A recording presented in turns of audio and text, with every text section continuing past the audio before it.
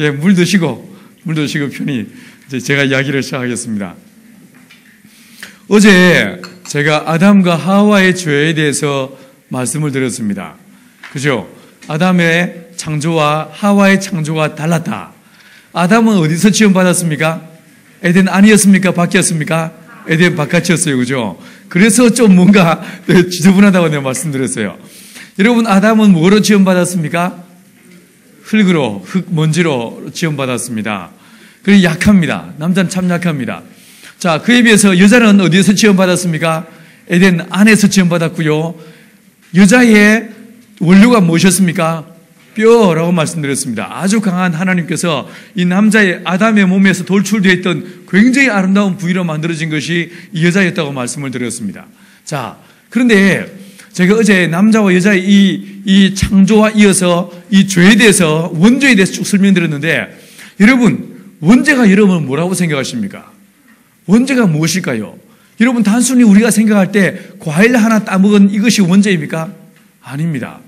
창세기 3장 이야기를 다시 한번 자세히 확인해 보시면 아담의 죄와 하와의 죄에 아주 결정적인 포인트가 있습니다. 그게 뭐였냐면요, 하나님께서는 이 아담과 하와를 철저하게 하나님의 형상대로 지으시고 하나님의 말씀을 따라 살도록 말씀에 순종하는 자들로 이 사람을 부르셨습니다. 그런데 여러분, 하와는 하나님의 말씀보다 누구의 말에 귀를 기울였습니까? 뱀의 말에 귀를 기울였습니다. 사물의 말에, 환경의 말에, 그죠? 사물의 말에, 뱀의 말에 귀를 기울인 것이 이 하와의 죄의 근원이었습니다. 자, 그러면요, 아담의 죄는 무엇이었습니까? 아담의 죄는 어떤 특징이 있습니까? 아담은 사람의 말에 귀를 기울인 것입니다. 여러분, 저와 여러분은 하나님의 말씀대로 살도록, 말씀을 따라 살도록 지원받은 것이 저와 여러분들입니다. 어제 제가 아브라함에 대해서 말씀드렸던 것처럼 아브라함이 하나님이 가라 하니까 가고 서라 하니까 서는 철저한 주의 말씀에 순종의 사람으로 아브라함이 살았다라고 제가 말씀을 드렸습니다. 자, 그런데 그에 비해서 하와는 하나님의 말씀보다 누구의 말에 귀를 기울였습니까? 뱀의 말에 귀를 기울였습니다. 그리고요, 아담은 자기가 사랑하는 사람의 말을 들은 것이, 이것이 원죄였다고 말씀드릴 수 있습니다. 여러분, 영적 전쟁, 사단이 우리에게 다가올 때 어떻게 우리 공격할까요? 여러분, 귀신들이 여러분한테 와서 여러분을 하여금 기도하지 못하게, 예배하지 못하게, 하나님의 뜻대로 살지 못하게 방해할 때 이 사탄이 와서 어떻게 공격합니까? 머리 풀어헤치고 흰 소복 입고 칼 물고 와가지고 예수 믿으면 때려 죽여 뭐 이럽니까? 아니죠, 그죠? 아니면 요즘은 이게 드라큘라 시대이기 때문에 사단이 까만 망토를 휘날리면서 다가와가지고 우리 목을 오도딱 꺾은 다음에 빨대를 팍 꼽아가지고 피 뽑아 먹습니까? 아니잖아요. 여러분, 영적 전쟁은 어떻게 할까요? 여러분, 사단은요, 귀신들은요, 지금 이 시대에 저와 여러분에게 어떻게 다가오는가? 생각을 집어넣습니다. 말을 집어넣게 되어 있습니다. 여러 많은 잡다한 생각과 말을 집어넣어서 하나님의 말씀을 상대화시켜버립니다. 하나님의 말씀을 상대화시켜버립니다. 그리고 하나님의 말씀이 아니라 사람의 생각을 따라, 풍조를 따라 여러분, 우리는 살아가게 만듭니다.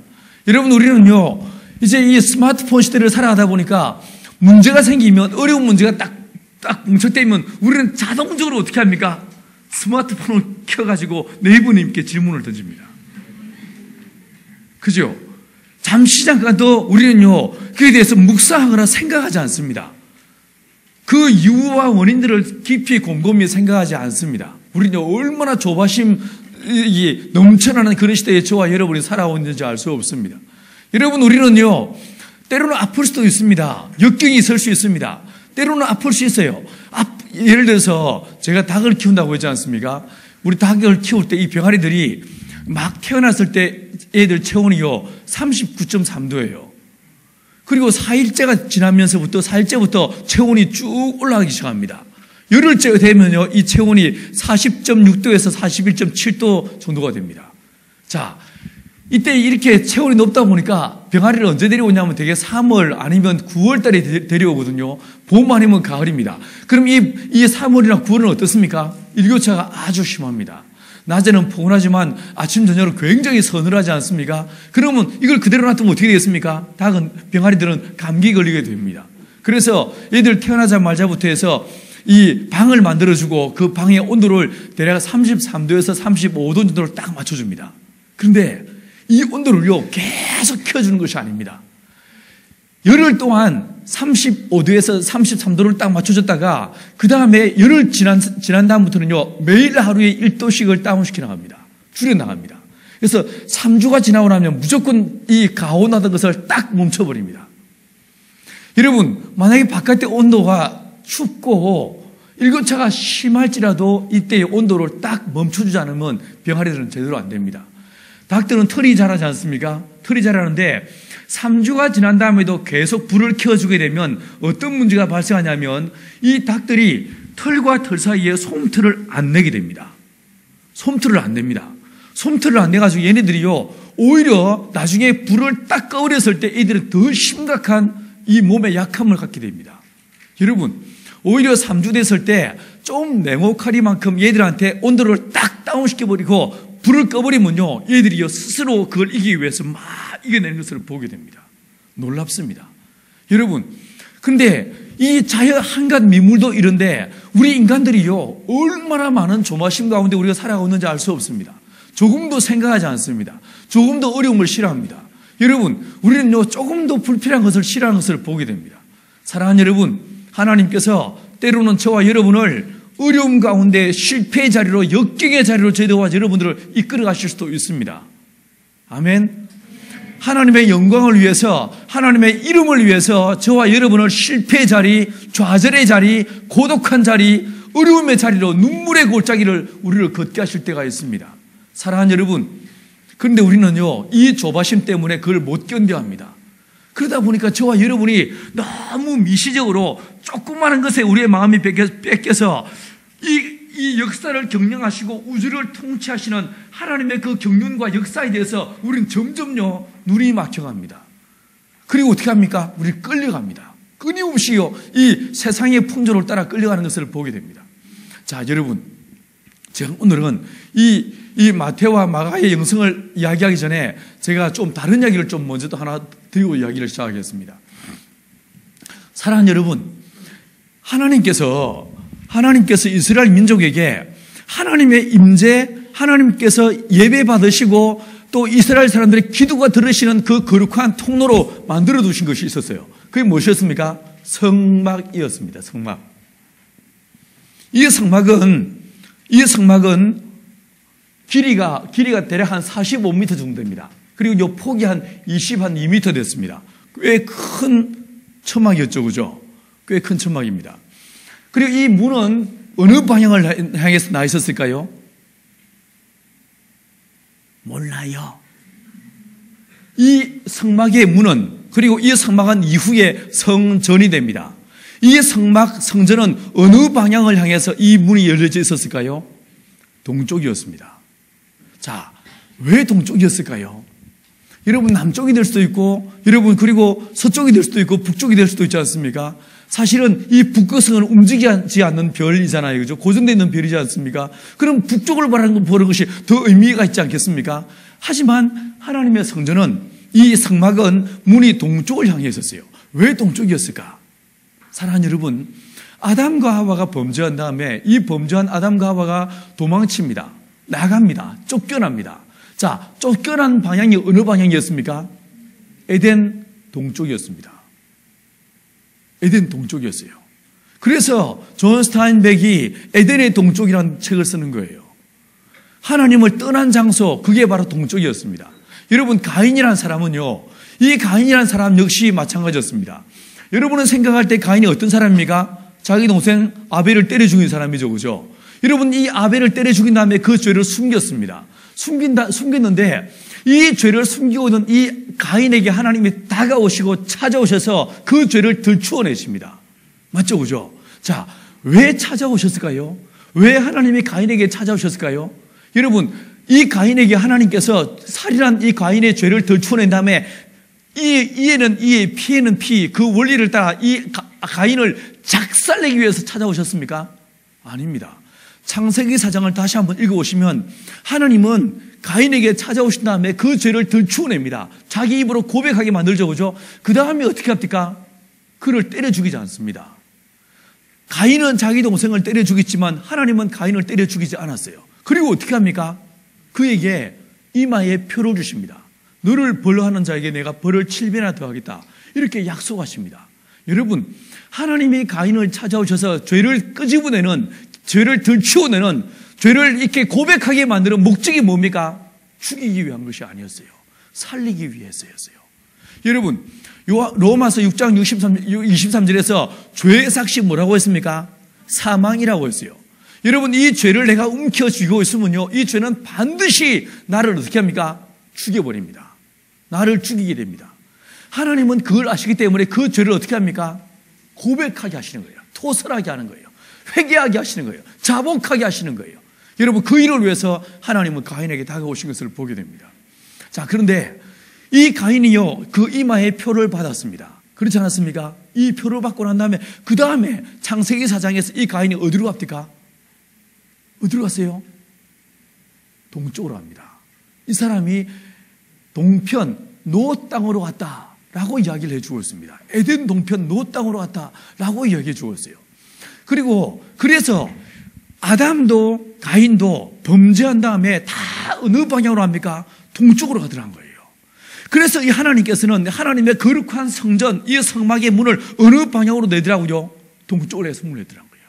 동쪽을 향해서.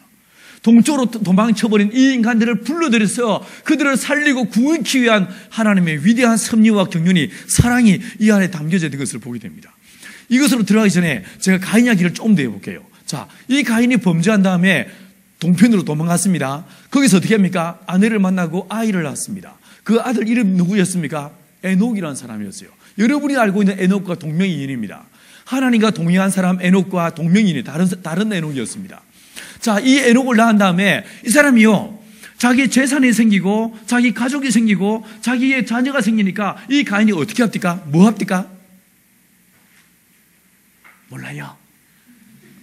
가인이 뭐 했습니까? 예, 성을 쌓았어요. 그죠? 성을. 성경은 우리에게 말하기를 이 가인이라는 사람이 성을 쌓았다라고 이야기해 주고 있습니다. 여러분, 성이 무엇입니까? 성은요, 외부의 침입으로부터 나와 내 재산과 내 생명을 보호하기 위해서 쌓는 것이 성이에요. 맞죠? 여러분, 제가 볼 때는요, 이 가인은 자기 동생을 때려 죽인 살인죄보다 더 무서운 죄를 지은 사람이에요. 뭘까요? 하나님의 약속을 신뢰하지 않은 거예요. 하나님께서 분명히 가인에게 말씀하여 약속하시기를 너를 벌하는 자에게 내가 벌을 7배나 더하겠다. 분명히 하나님 약속이었습니다. 그런데 가인은 어떻게 합니까? 그 약속을 신뢰하지 않습니다.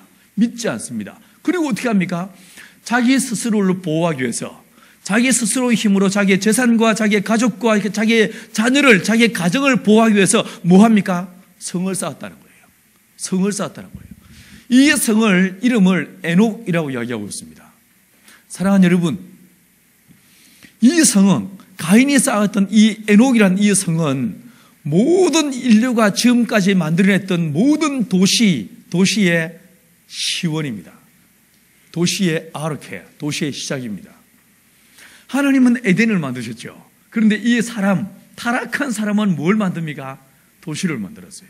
자, 여러분, 이 가인이 도시를 만든 목적이 무엇이었습니까? 이유가 무엇이었습니까? 제가 좀 전에 말씀드린 대로 자기 스스로의 힘으로 자기를 지키고 보존하기 위해서 쌓은 것이 성이었습니다. 성이었습니다. 모든 하나님의 천재지변, 하나님의 심판으로부터 자유롭게 오자 하는 이 인간의 무서운 야망이 만들어내는 것이 도시요 성인 것을 보게 됩니다. 자, 여러분, 인류의 역사 속에서 위대한 이 정복자들은요, 누구나 다 예외 없이 뭘 했습니까? 성을 쌓았습니다. 도시를 만들었습니다. 여러분, 이 도시를 만드는데 이 도시, 이 성들, 이 제국들, 이 성은요, 성경을 자세히 한번 살펴보십시다. 이 성이 과연 그 사람을 보호해 줍니까? 보호해 주지 않습니다. 자, 보세요. 이 도시는요, 다시 말해서 하나님의 약속을 신뢰하지 않고 인간 스스로의 힘으로 스스로를 보호하기 위해서 쌓는 것이 성이다 보니까 이 성의 기본적인 스피릿은, 도시의 기본적인 스피릿은 굉장히 강력한 반기독교적이고 반신앙적인, 반신적인 그런 철학과 그런 신념에서 시작하는 것을 보게 됩니다. 사랑하는 여러분, 이 인류는요, 두 가지 믿음의 충돌의 역사인 것을 보게 됩니다. 이 세상 모든 사람은 믿음이 있습니다. 근데 믿음의 색깔이 다릅니다.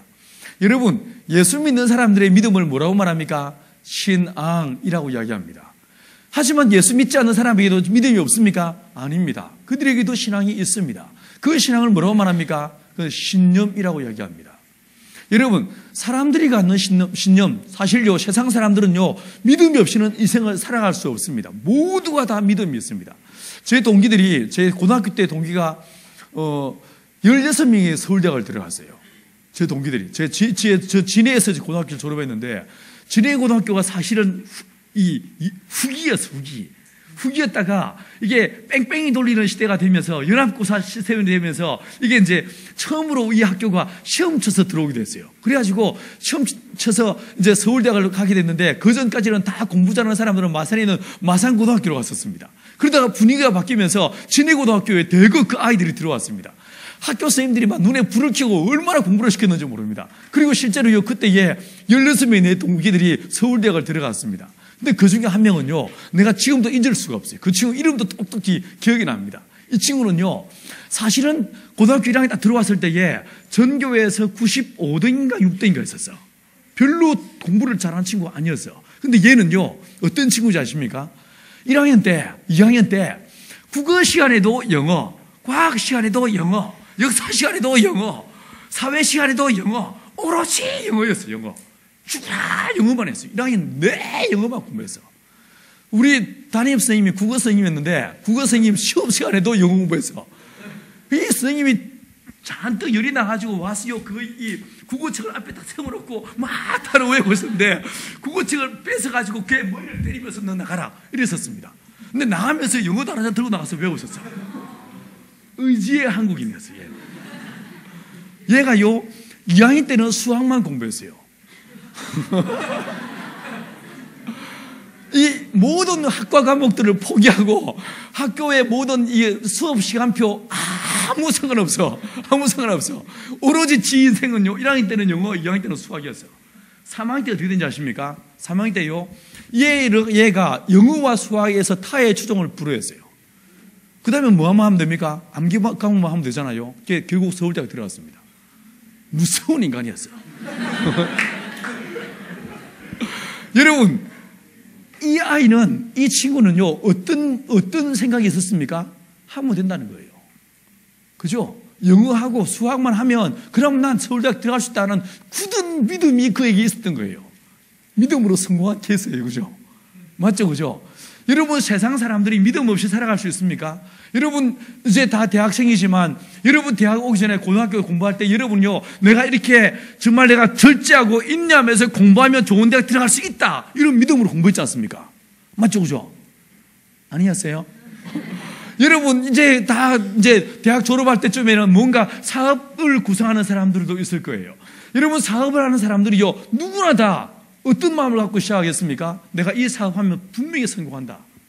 이런 확고부도한 믿음으로 그 사업을 시작하게 되었습니다. 맞죠? 그죠?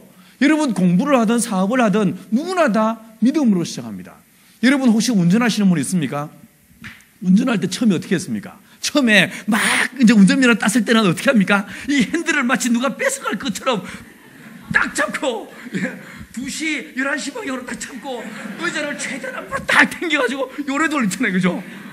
맞죠? 그죠? 이래 몸과 함께 돌아왔죠. 이래 돌아가다가 이제 한 6개월 지나고 한 1년 지나 보니까 이게 차가 아주 안전한 동물이라. 안전해요. 자전거라는 것은 가다가 멈추면 바로 헷갈아 넘어지는데 깊이 묵상해 보면 이 자동차에는 브레이크가 몇 개가 있습니까? 3개나 있어. 맞죠? 그죠? 그뿐만 아니라 바퀴가 4개라서 절대로 이게 뒤집어질 염려는 없어. 이런 생각하고, 그 다음에 한 1년 정도 열심히 운전하다 보면 사고가 절대로 안 나죠. 그럼 어떻게 하겠습니까? 간이 배 밖으로 나오기 시작합니다. 그럼 어떻게 합니까? 한 손으로 돌리기 시작합니다. 한 손 돌리기 시작하죠. 한 손으로 돌리면서 그 다음에 조금 더 이제 교만해지면 왼발을 이렇게 올립니다. 올리고 그 다음에 오른손으로 전화를 받는 이런 미친 짓을 하기 시작하죠. 사고를 나봐야 정신을 차리죠. 그죠? 자, 여러분, 이 사람의 이 믿음 어디서 났을까요? 예? 이 믿음 어디서 났습니까? 경험에서 나죠. 경험에서 나죠. 맞죠? 그죠? 내가 해보니까 사고가 안 나다는 거야. 이 굳은 믿음으로, 이 경험에서 난 믿음으로, 그 확고부도한 믿음으로 돌리게 되는 거예요. 여러분, 지금 우리가 어디에 들어와 있습니까? 이 건물 지은 지 몇 년 됐습니까? 13년. 오, 예, 13년. 우리 지금 2층에 들어와 있어. 2층에. 여러분, 우리나라는요, 얼마나 부실공사가 많은지 몰라. 기억나세요? 이게 삼풍백화점 무너진 거 기억나세요? 예? 성수대교 기억나십니까? 이거 무너지지 말란 법이 있나? 근데 여러분, 이 자리에 떡하니 앉아있어요. 그리고 가끔 또 졸아 또, 그제? 여러분, 그리고 또 하품에 다리 쫙 뻗고 편히 앉아있어. 편히 앉지 말라는 말 아닙니다. 편히 앉으세요. 진짜 피곤하시면 가운데 들어와 누우세요. 누워서 들어도 됩니다. 사실은 예수의 제자들도 가끔은 들어 누워서 이 말씀을 들었어. 제가 중앙아시아에서 막 가서 이제 집회하다 보면요, 이 인간들이 처음에 딱 앉아있다가 그 사람이 다리를 쭉 뻗어. 그 다음에 옆으로 들어 누워. 중앙아시아 사람들 그래요. 왜냐하면 그 사람들은 밥을 먹을 때나 편하게 대화할 때는 이렇게 들어 누워서 하는 게 그들의 습관입니다. 들어 누웁니다. 누우세요. 넓으니까. 근데 여러분, 이 건물에 들어와 있지만 아무도 이 건물이 무너질 거라고 생각하지 않습니다. 왜 그렇습니까? 왜 그렇게 생각하십니까? 이 믿음은 어디서 나는 믿음입니까? 경험이죠. 몇 번 와봤는데 아무 탈이 없더란 거야.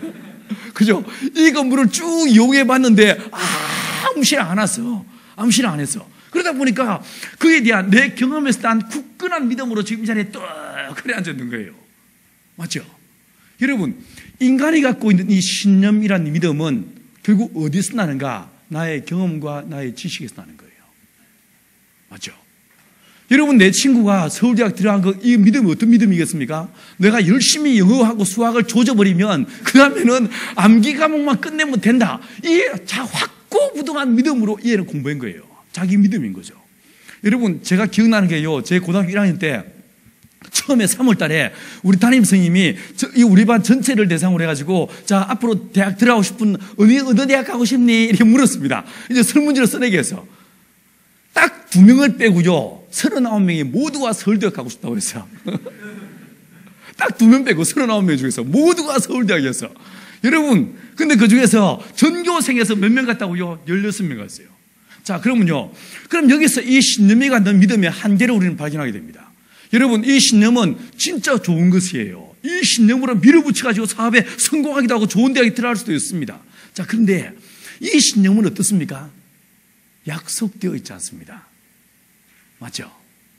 보장되어 있지 않습니다. 이 신념은 약속되어 있지 않습니다. 사고 나지 말란 법이 있습니까? 제가 오늘 봉은에서 여기까지 운전해 왔는데, 제가 일단 먼저 저는 이렇게 성질이 좀 지랄 같아가지고, 일단 저는 어디를 가면요, 늘 낯선 길일 경우에는 코스를 미리 다 알아봅니다. A 코스, B 코스, C 코스, D 코스. 가령 예를 들어서 제가 지금 먼저 내비게이션이 있으니까 제가 그 길을 물어보는 사람이 없는데, 10년 전만 해도요, 보훈에 제가 있는 동안에 제가한테 누가 전화를 해가지고 보훈으로 오려고 한다. 그러면요, 그 사람이 길을 물어보잖아요. 그러면요, 내가 그 사람하고 쭉 대화를 하면서 이 사람의 색깔을 알아내려고 합니다. 성질이 급한가? 아니면 여유 있는가? 아니면 이 사람은 똑똑한 사람일까? 아니면 좀 약간 이렇게 좀 어리숙한 사람일까? 이걸 쭉 분석한 다음에 그에 맞춰가지고 A 코스. 성질이 급한 인간들은요, 아주 신속 정확하게 올 수 있는 빠른 숏 코스로 딱 가르쳐 줍니다. 여유 있는 사람한테는 이렇게 돌아오면서 이 풍경을 볼 수 있는 D 코스, 이렇게 알려줬었어요. 성질 참 희한하죠, 그죠? 예. 근데 오늘 오는데, 저기 천안 딱 지나자마자 사고가 6개의 사고가 나더라고요. 바바바박 사고가 나서. 차가 막 깨졌죠. 요즘 먼저 이게 차들이 잘 만드니까 사람이 잘 죽진 않아요, 그죠? 안 죽어. 근데 차가 박살나. 여러분, 그 인간들요, 사고 날 거라고 꿈이나 생각을 했을까? 안 했죠. 안 했죠. 그죠? 그러나 어떻습니까? 약속되어 있지 않더라는 거예요. 그들의 믿음은, 이 신념이라는 이 믿음은 절대로 약속되어 있지 않습니다. 보장되어 있지 않습니다. 여러분, 모두가 다 사업하는 사람들이 내가 사업에서 1억 천금을 내가 얻어버리라, 한번 내가 정주영처럼, 내가 한번 이거리처럼 성공해버리라, 고함치고 시작하지만 어떻습니까? 일부 극소수의 사람만이 성공할 뿐입니다. 맞죠? 모든 대부분의 사람들은 어떻습니까? 다 실패의 쓴잔을 마실 수밖에 없습니다. 대학 역시 마찬가지입니다. 그렇지 않습니까? 여러분, 이 신념이라는 것은 약속되어 있지 않습니다. 보장되어 있지 않습니다. 두 번째 약점이 있습니다. 어떤 약점인지 아십니까? 이 신념이라는 것은 어제 우리 공부해본 것처럼 여러분, 이 신념은 나의 경험에서 났지 않습니까? 이 경험은 어디에 속한 것입니까? 땅에 속한 것입니다. 맞죠? 땅의 지식과 땅의 경험으로 인해서 축적되어진 것이 이것이 신념입니다. 그러므로 죽음 앞에서 내가 이 몸을 벗어나서 내가 죽는 그 순간에 죽은 다음에는 이 신념은 소용이 있습니까? 없습니까? 아무 소용없어요. 아무 효력을 발휘하지 못합니다. 왜요? 땅에 속한 믿음이기 때문에. 내가 죽어버리는 순간에, 내가 몸을 떠나는 순간에, 이 몸을 벗어나는 순간에, 영적인 세계로 들어가는 순간에 이 신념은 아무 소용없습니다. 아무런 역할을 하지 못합니다. 이 신념은 나를 살릴 수 없습니다. 자, 이러다 보니까 여러분, 부자와 나사를 비유해서요, 이 부자가 살 동안에 진짜 멋지게 살았지 않겠습니까? 여러분, 그런데 이 부자에게 이름이 없었을까? 있었겠죠, 그죠? 근데 그 부자와 나사로의 비유해서 보시면 나사로, 이건 누굽니까? 거지였어. 부자의 집 앞에서 동냥하던 거지였습니다. 혹시 여러분들은 거지 이름 기억나시는 분 있어요? 노숙자 이름 기억하세요? 서울역 앞에 노숙자 A, B, C 기억하십니까? 모르잖아, 그제? 그런데 성경은 진짜 신기하게도요, 우리나라에서 1등 가는 부자 이름 누구나 다 알고 있습니다. 누구세요? 혹시 여러분 아빠? 는 아니죠, 그죠? 아니죠. 여러분, 우리 이건희라고 다 알고 있습니다. 그렇지 않습니까? 여러분, 부자, 한국에서 내놓으라는 부자, 세계에서 내놓으라는 부자, 우리 다 그 이름 알 수 있어요. 알고 있어요. 분명히 알고 있어요. 그런데 성경은 전혀 반대의 역발상의 개념을 우리에게 제공하고 있습니다. 성경은 뭐라고 말합니까? 그 떵떵거리며 살아서 온 동네 사람들이 알았을 그 부자의 이름을 성경은 어떻게 하고 있습니까? 아예 언급을 하지 않습니다. 그 사람은 뭐라고 말하고 있어요? 부자, 이렇게 말하고 있습니다. 그죠? 그런데 거지, 여러분, 그 거지, 아무것도 갖지 못했던 이 거지, 심지어 자기 몸이 막 이렇게 막 부스럼이 앓고 이 고름이 나오니까 너무 가려워가지고 어떻게 했습니까? 기와장으로 벅벅 긁었어. 개들이 와서 그 헌대를 핥았다고 했어요. 진짜 부자가 불쌍한 거지였어. 지나가다가 이름 만나면 어떻게 하겠습니까? 하면서 도망가겠죠, 그죠? 여러분, 그런데 그 사람의 이름은 어떻게 되고 있습니까? 나사로 이름이 나옵니다. 신기하지 않아요? 여러분, 왜 그렇습니까? 이 부자는요, 살아있는 동안에 하나님과의 전혀 교통이 없었더란 거예요. 아무런 교통이 없었다는 것입니다. 여러분, 이 부자를 누가복음 12장에서 뭐라고 말하고 있습니까? 한 부자가 있었다. 이 사람이 어느 해 농사를 지었는데 어떻게 됐습니까? 대박 났어. 엄청나게 소출이 많았습니다. 그래서 그 재산을 가지고 이 사람이요, 자기 기존 창고에 다 집어넣고도 부족해. 너무 남았어 어떻게 했습니까? 창고를 새로 지었습니다. 대박 났어, 대박. 이런데 이렇게 딱 집어넣고 난 다음에 이 부자가 뭐라고 말합니까? 내 영혼아, 여러 해 쓸 물건이 충분히 비축되었고 준비되었으니 이제 뭐 하자? 먹고 마시고 즐기자, 이렇게 말합니다. 그런데 그때 주님께서 그에게 뭐라고 하십니까? 이 어리석은 자야, 오늘 밤에 내가 네 영혼을 취하면 이 모든 것이 누구의 것이 되겠느냐, 이렇게 말씀하십니다. 사랑하는 여러분, 돈이라는 것, 명예라는 것, 지식이라는 것, 여러분, 권력이라는 것, 이건 다 어디에 속한 것들이라고요? 땅에 속한 것들이에요. 땅에 속한 것들이에요. 이 땅에 속한 것이기 때문에 그가 아무리 많은 재산이 있었다 할지라도 그가 주님과의 아무런 펠로십이 없다 보니까 하나님의 기억 속에는 그는 어떻습니까? 기억되어 있지 않습니다. 남아있지 않습니다. 그는 단지 누구입니까? 부자일 뿐이었습니다. 그죠? 그러나 이 나사로는 비록 가난한 자였으나 그는 주님과 교제가 있었고 주님과 교통함이 있었습니다. 그는 깨어보니까, 죽은 다음에 깨어보니까 그가 어디에 있습니까? 아브라함의 품에 안겨 있습니다. 열조의 품에, 낙원의 파라다이스에 있었습니다. 사랑하는 여러분, 사람들은요, 이 신념으로 어쩌든지 살아보려고 애를 씁니다. 이 신념으로 절대로 인생을 제대로 살아갈 수가 없습니다. 그래서 주님 우리에게 뭐라고 말씀하십니까? 너희는 새 믿음을 가지라고 말씀하십니다. 이 믿음이 무엇입니까? 신앙입니다. 신앙은 어디서 난 것일까요? 여러분, 주께서 우리의 로마서 10장에서 말씀하시기를 믿음은 들음에서 나며 들음은 곧 그리스도의 말씀으로 말미암으리라. 할렐루야. 자, 어제 제가 말씀드리기를 하나님의 말씀은 두 가지의 패턴이 있다. 첫 번째 뭐로 나온다? 명령으로 나온다고 했어요. 그죠? 모든 하나님의 말씀은 우리에게 하라, 하지 말라라고 하는 명령으로 주어진다고 했습니다. 자, 그리고 이 명령과 더불어서 그 다음에 뭐가 나온다고 했습니까? 약속이 나온다고 했어요. 반드시 약속이 나온다고 했습니다. 자, 그렇다면 우리가 그 명령에 순종하면서 그 약속을 붙잡는 것, 이게 바로 믿음이란 거예요. 하나님의 명령에 순종하면서 그 뒤에도 약속을 붙잡는, 이게 바로 믿음이란 거예요.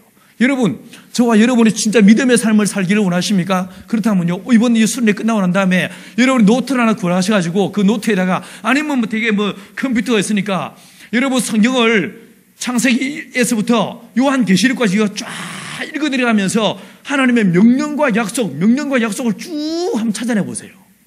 그리고 그 말씀을 여러분의 인생 속에 한번 적용시켜 보십시오.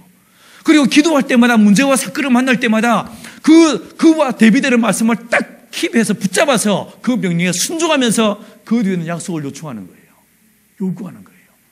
여러분, 너희가 내 안에 거하고 내 말이 너희 안에 거하며 너희가 무엇이든지 원하는 대로 구하라. 그리하면 이루리라. 이렇게 말씀하십니다. 사랑하는 여러분, 저와 여러분이 하나님의 말씀을 따라 살 때 이 말씀은 뭐라고요? 약속이란 거예요. 약속이란 거예요. 그래서 이 말씀을 신뢰하고 이 말씀을 따라 살게 되면 이 말씀은 반드시 어떻게 한다고요? 살아 역사한다는 거예요. 주의 말씀은, 하나님의 말씀은 살았고 운동력이 있어 좌우의 날서 어떤 검보다 예리하여 영과 혼과 실명 것을 찔러 죽이는 것이 하나님의 말씀이라고 했습니다. 여러분, 말씀을 따라 사는 것이 신앙입니다. 이 신앙은 왜 효력이 있습니까? 이건 누구의 말이기 때문에? 하나님의 말씀이기 때문에. 사람의 말은요, 사람이 죽어버리면 끝나버릴 수 있어요. 그렇지 않습니까? 사람의 말은 그 사람이 죽어버리면 그 약속은 그냥 공소표가 될 수 있습니다. 그러나 하나님은 알파와 오메가가 되십니다. 하나님은 영원히 존재하시는 분이십니다. 맞죠? 그러므로 하나님 그분의 말씀을 딱 붙잡으면 그 말씀이 나를 살리고 그 말씀을 믿는 그 신앙이 저와 여러분을 하나님의 자녀가 되게 하고 그 말씀이 저와 여러분을 하나님의 나라로 이끌 수 있다고 성경은 말씀해 주고 있는 것입니다. 여러분, 하나님의 말씀에서 난 거룩한 신앙을 갖는 저와 여러분 되기를 축원합니다. 아멘. 다시 가인 이야기로 돌아와 보십시다. 여러분, 이 가인이 성을 쌓았습니다. 그리고 사람들은 그 이후로 이 가인의 스피릿을 따라서 여러분 자기 스스로의 힘으로, 자기의 능력으로 자기를 보호하기 위해서 성을 쌓는다라고 말하고 있습니다. 자, 이러다 보니까 여러분 인류가요 끊임없이 이 도시를 만들어 나가고 계획해 나가는데, 여러분 이 도시가 만들어지면 만들어질수록 이 도시를 깊이 냉철하게 살펴보시면, 아니면 한 걸음 떨어져서 그 도시를 딱 지켜보시면 그 도시는요 정확하게 이 가인의 스피릿이 읽혀집니다. 자, 예를 들어서 여러분 노아 홍수 이후에 사람들이 무엇을 쌓았습니까? 바벨탑을 쌓았습니다. 맞죠? 그죠? 여러분 이 바벨탑을 쌓았는데 한번 생각을 해보십시오. 여러분이 만약에 이 노아의 후손이었다면 여러분은 어떻게 했을 것 같습니까? 여러분, 이 사람들은 진짜 어리석게도요 비를 내리시는 하나님을 보는 것이 아니라 비를 두려워합니다. 맞죠? 그죠? 비를 내리시고 심판하시는 하나님을 두려워하는 것이 아니라 비를 두려워했어요. 이런 어리석은 사람 보십시오. 그 결과 그 사람들의 처방책이 무엇이었습니까? 비가 아무리 많이 오더라도 그들의 생명을 보존하기 위해서 높다란 탑을 쌓게 됩니다. 그 탑을 쌓으면서 사람들이 뭐라고 이야기합니까? 이 탑을 쌓아서 우리의 생명을 보존하자. 그리고 우리가 이름을 내자. 이게 그들의 생각이었습니다. 힘을 모아서 여러분 벽돌을 만들고 벽돌을 구워서 탑을 쌓고 그 탑이 꼭대기가 하늘 끝까지 닿게 만들어가지고 아무리 많은 비가 오더라도 홍수로부터 자기 생명을 보존하고자 하는 이런 무서운 마음이 그들 안에 있는 것을 보게 됩니다. 자, 비가 와도 이 탑이 우리를 보호한다. 이 생각과 가인이 에녹성을 쌓을 때 그 스피릿과 어떻습니까? 동일 본질인 것을 보게 됩니다. 맞죠? 그죠? 여러분, 그러다 보니까 이 인류의 역사는요, 도시를 계속 발전시켜 나가는데 이 도시가 최첨단 도시 혹은요 선진 도시, 이 말의 뜻이 뭐겠습니까? 천재지변으로부터 자유로운 도시라는 뜻입니다. 맞죠? 여러분, 우리가 몇 년 전에 우면산 사태가 있었어요. 여름에 비가 엄청 많이 나와서 산이 쓸어내려서 정말 많은 사람이 돌아가셨습니다. 그걸 보고요 사람들이 기겁을 했습니다. 죽은 것 때문에 기겁한 것이 아니라, 사고 때문에 기겁을 한 것이 아니라, 어떻게 이 서울이라는 도시에서 이런 일이 있을 수 있는가, 이것 때문에 놀랐습니다. 맞지 않습니까?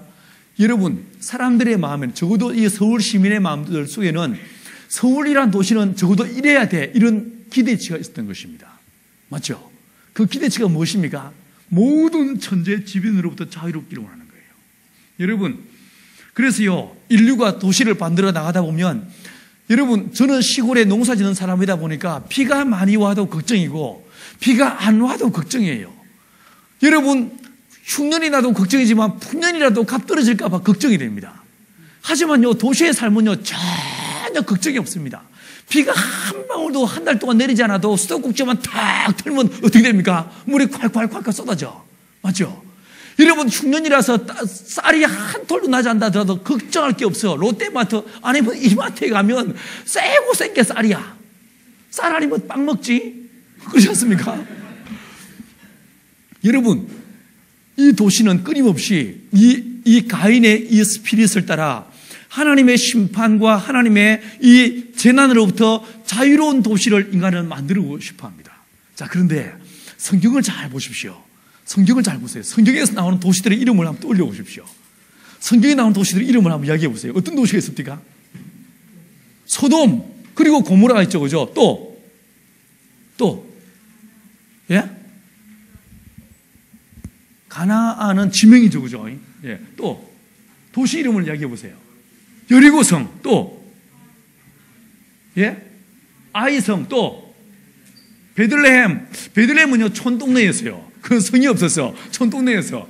그래서 예수님이 베들레헴 에브라다에 태어나니까 너는 이 이스라엘 중에서 지극히 작다, 이렇게 말하고 있지 않습니까? 이게 촌동네였어. 우리 보험 같은 비슷한 동네였어. 또요. 또 어떤 도시 있습니까? 로마, 예루살렘, 이런 도시들이 나오죠. 그죠? 니느웨, 기억나죠? 그죠? 자, 그런데 이 성경에 나와 있는 도시들의 이름을 쫙 떠올려 보시면서 이 도시들의 공통점을 생각해 보세요. 어떤 공통점이 있습니까? 모두가 다 망합니다. 모두가 다 하나님의 심판의 대상이었습니다. 소돔과 고모라 불과 유황으로 타서 사라져 버렸습니다. 여리고요, 돌 위에 돌 하나 남지 않고 다 무너지고 말았습니다. 여리고 요나의 말을 듣고 회개했지만 그 18년 후에 그 여리고성은 망하고 말았습니다. 무너지고 말았습니다. 여러분, 모든 도시는 다 망합니다. 깨어집니다. 사라집니다. 하나님의 심판의 대상이었던 것을 보게 됩니다. 무슨 뜻일까요? 여러분, 그럼 우리 도시를 만들면 안 됩니까? 도시에 살면 안 됩니까? 아닙니다. 그런 뜻이 아닙니다. 여러분, 제가 말씀드린 대로 이 도시는 하나님의 도움 없이 인간의 힘으로, 인간의 능력으로 내 스스로를 보호하겠다라고 하는 이런 스피릿으로, 이런 욕망과 신념으로 세우는 것이 도시이기 때문에 하나님 그걸 지극히 싫어하시는 거예요. 지극히 싫어하시는 거예요. 여러분이 공부하시는데 내가 이 학업을 통해서 내가 좋은 직장을 들어가기 위해서 내가 이 뼈 빠지게 공부해야지. 그러는 순간에 그 학업이라는 것이 뭐가 되겠습니까? 여러분의 애녹성이 될 수 있는 거죠. 맞죠? 그죠? 여러분의 집안 내력, 집안 백그라운드, 이걸 아주 신뢰해. 내가 뭐 공부 좀 대충 안 해도 되겠지. 이렇게 생각하면서 아주 편하게 생각해. 그 순간에 여러분의 집안이 뭐가 되겠습니까? 여러분의 이 가인의 애녹성이 되는 거죠. 맞죠? 그죠? 그 성들은 어떻게 한다고요? 돌 위에 돌 하나 남지 않고 다 허물어지고 말 것입니다. 다 깨지고 맙니다. 사랑하는 여러분, 성경에서 보시면요, 하나님께서 사용하신 위대한 인물들이 또 하나의 다른 공통점이 있습니다. 그들을 하나님 어디로 이끄십니까?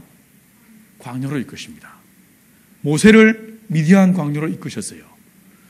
다윗을요, 자기 아버지 품에 있던 이 다윗을, 사울의 궁전에 있던 이 다윗을 뽑아내셔서 엔게디 황무지로 집어 던져버리십니다. 그죠? 그 황무지, 다윗의 고백대로 하면 사망의 음침한 골짜기와 같았던 그 광야에서 그런 누구를 경험합니까? 하나님을 경험합니다. 민족 역시 마찬가지였습니다. 이스라엘 민족요, 애굽에서 여러분 아주 선진화된 최첨단 도시에서 살던 이 이스라엘 민족을 끄집어내신 다음에 그들은 어디에 머물게 하십니까? 40년 동안 물 한 방울 나지 않는 광야에서 머물게 했습니다. 그리고 하나님만 신뢰하는 훈련을 받게 했습니다. 그죠? 사랑하는 여러분, 저와 여러분들이 하나님만 신뢰할 수 있게 되길 바랍니다. 여러분, 이 시간들이, 지금의 여러분 대학 8부의 시간들이 마치 다윗에게 있어서의 엔기디 황무지와 같이 하나님만을 깊이 경험하는 믿음의 시간들 되게 간절히 축원합니다. 여러분, 인류의 역사는요, 끊임없이 도시를 만들어갑니다. 도시를 만들어갑니다. 그러나 여러분, 하나님의 이 역사는 어디를 향해서 나가고 있을까요? 에덴에서 시작한 이 역사가 어디를 향해서 나가고 있을까요? 인류 역사의 끝은 무엇입니까? 마지막 디엔드의 마지막 종착역이 어디입니까? 어디입니까? 예? 장소 말이야, 장소. 재림하실 때에 우리가 어디로 갈까요? 예?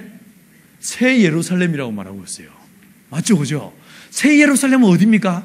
도시입니다, 도시. 맞죠?